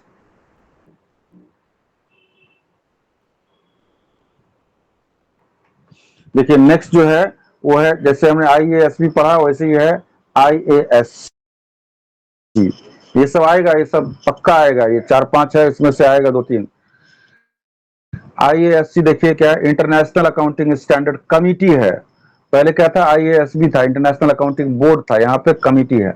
तो IASC is an independent private body. It was also formed in 1973 in the 10th International Congress of Accountants held at St. Louis by leading accounting bodies of 10 nations, namely Australia, Canada, France, Germany, Ireland, Japan, Mexico, and Netherlands, UK, and USA. The IASB, that is International Accounting Standard Board, is it is the independent standard setting body of the IFRS Foundation, and IASC has been restructured and renamed as, इसका नाम change हो गया, IASB International Accounting Standard Board with effect from 2001. Now let us see what are the objectives of IASC. The objectives were to formulate and publish in the public interest accounting standards to be observed in the presentation of financial statements and to promote their worldwide acceptance and observance. अभी देखिए हम लोग जो international business जो पढ़ रहे हैं, अभी तक हमने प्रोडक्ट पढ़ा, प्रमोशन पढ़ा, सेल्स पढ़ा, यू नो लॉजिस्टिक पढ़ा, सप्लाई चेन पढ़ा, ये सब पढ़ा। तो ये सब तो कर लिया, लेकिन सबका हिसाब किताब करना भी उतना आसान नहीं है। उसमें भी बहुत सारा रूल रेगुलेशन, बहुत सारा चीज है जी, कहानी है। तो इंटरनेशनल लेवल पे जब आप करते हैं, ज्यादा प्रॉफिट कमाने का सोच रहे हैं, तो ये सब चीज तो करना ही होगा ना। ज्यादा प्रॉफिट कमाने का भी सोच रहे हैं और मेहनत भी कम करने का सोच रहे हैं, तो ये तो पॉसिबल नहीं है ना। So what are the objectives? To formulate and publish in the public interest accounting standards to be observed in the presentation of financial statements and to promote their worldwide acceptance and observance. Number two, to work generally for the improvement and harmonization of regulations, accounting standards and procedures relating to the presentation of financial statements. Number three, it is important to note that nations are not members of IASC, instead accounting bodies within the nations are members. तो ये एक markable point है. Important to note that nations are not members of IASC. Instead, accounting bodies within nations are members. ठीक है? For example, in the US, the AICPA, the main professional accounting group, is the member of IAS. जैसे हमारे institute of chartered accountants of India है ना जी, वैसे US में क्या है, AICPA है. ठीक है? Next slide please.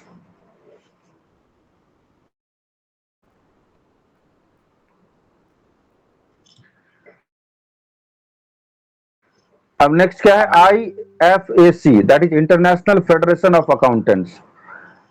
IFAC stands for International Federation of Accountants. It was formed in the year 1977. Body of national professional accounting organizations presented by accountants employed in public, private, and government institutions, including educational, to frequently interface with the profession. So, who are body of nationals, professional accounting organizations represented by accountants employed in public, private, and government institutions, including educational, to frequently interface with the profession. IFAC is comprised of members and associates in more than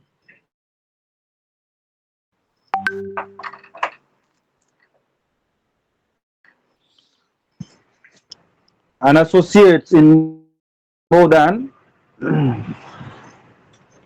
130 countries and jurisdictions. Education, government service, and industry and commerce. Early, IFSC has over 2 million accountants from as many as 150 members organizations in over 100 countries. ठीक है जी.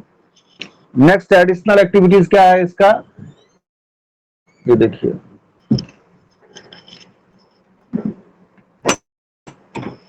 The additional activities are, it works towards reducing differences to to qualify. It works towards reducing differences to qualify a professional accountant in the member countries. It issues code of ethics to professional accountants. Works for providing the governments worldwide international public sector standards for improving their financial management and reporting practices. Next slide, please. Next slide, please.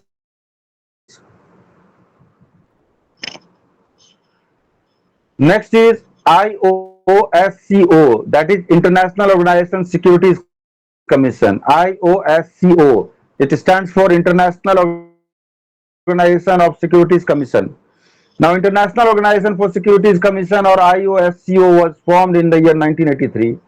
The International Organization of Securities Commission or IOSCO is the international body that brings together the world's securities regulations and recognized as the global standard setter for securities sector. Securities मतलब क्या हो गया? जैसे Dow Jones, जैसे Nasdaq, जैसे Bombay stock exchange है, तो ये सब हो गया जो सिक्योरिटीज एक्सचेंज है, उसको टुगेदर टुगेदर कर दिया है इसने, ठीक है।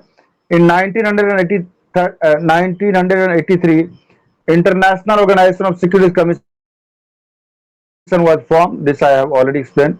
Now, IOSCO is comprised of securities regulators from more than 115 countries, representing coverage of 85% of the world's capital market.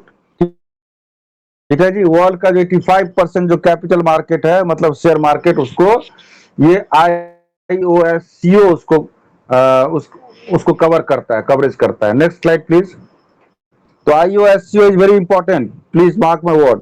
IOSCO जरूर कर, क्योंकि वर्ल्ड का 85% ये कवरेज करता है, तो जरूर से इसको याद कर लीजिएगा क्या है। Next slide please.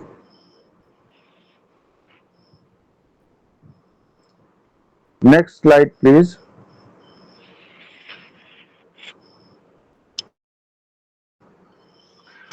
Let us see UN। UN क्या है जी? United Nations. The United Nations role in harmonizing of accounting practices has been rather limited. The list of disclosures which is suggested like transfer pricing, segment transfer pricing क्या होता है? कितना price में आप जो है एक्सचेंज रेट से related हो गया है, कितना प्राइस पे आप उसको डॉलर में या फिर उसमें क्या बोलते हैं यूरो में एक्सचेंज कर रहे हैं, ठीक है। So that is what the transfer pricing is. So the list of disclosures which is suggested like transfer pricing, segment performance, research and development, employment, etc. was not well accepted by most of the industrialized nations. तो इसीलिए ये United Nations का role आया। ये सब जो disclosure है, transfer pricing, segment performance, research and development, employment etcetera, इसका वो लोग नहीं डिस्क्लोज करते थे, तो और डिस्क्लोज करना एक्सेप्टेड नहीं था इंडस्ट्रियल नेशंस में, इसलिए आया। However, UN's recent effort in bringing harmony in international accounting practices in line with IASC and environmental reporting has been a success. The UN's involvement in harmonization is mainly restricted to disclosure of accounting and non accounting information. तो इसका काम सिर्फ इतना ही तक restricted है कि disclosure of accounting and non accounting information by MNCs. The UN Secretary Council established the Center on TNCs in 1974 to assist various groups working on the projects of commission. ठीक है जी। Next slide please. Now this is the last, I think thing. Yeah, last organization, that is, no, one more is there, that is OECD. OECD stands for Organization for Economic Cooperation and Development. Organization for Economic Cooperation and Development, OECD, इसका बैठक होते रहता है, देखते आप सुनते होंगे TV में। तो so OECD comprises of 29 member countries which produce 2/3 of the world's goods and services. OECD से वर्ल्ड का 2/3 जो गुड्स एंड सर्विसेज है OECD से ही आता है। क्या है OECD? Organisation for economic cooperation and development.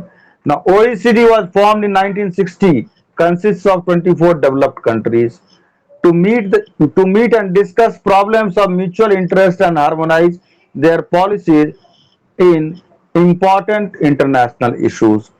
OECD is often called rich man's club. OECD को क्या कहा जाता है जी? रिच मैन्स क्लब भी कहा जाता है, ये ऑब्जेक्टिव में आ सकता है. Who is called rich mains club? OECD is called the rich man's club. This is very important. Okay. All member countries of OECD have committed to a market economy and B, pluralistic democracy. OECD's efforts on accounting harmonization includes ad hoc working group on accounting standards. Activity supports current efforts by international, regional and national bodies to promote accounting harmonization. Functions as a forum for the exchange of views on UN efforts on international accounting and reporting standards. In 1976, the OECD issued a code of conduct for MNCs that include recommendations for annual report disclosures. Again in 1976, OECD issued, that is what they have issued the code of conduct entitled, क्या नाम था उसका, Declaration on International Investment and Multinational Enterprises. ये आपको OECD बहुत important है, इसको याद कर लीजिएगा, इसको रिच मैन्स क्लब भी कहा जाता है. Next slide please.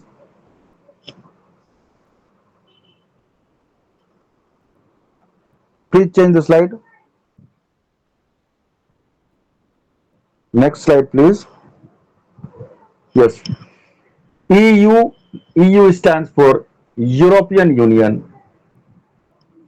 तो यूरोपियन यूनियन में टोटल कितना है जी, जो कंट्री आता है यूरो जोन में जो भी है सारा आता है, यूरो चलता है यहाँ पे. The EU has its origins in three pans European treaties from the 1950s. Number one, the European Coal and Steel Community. Number two, the European Atomic Energy Community.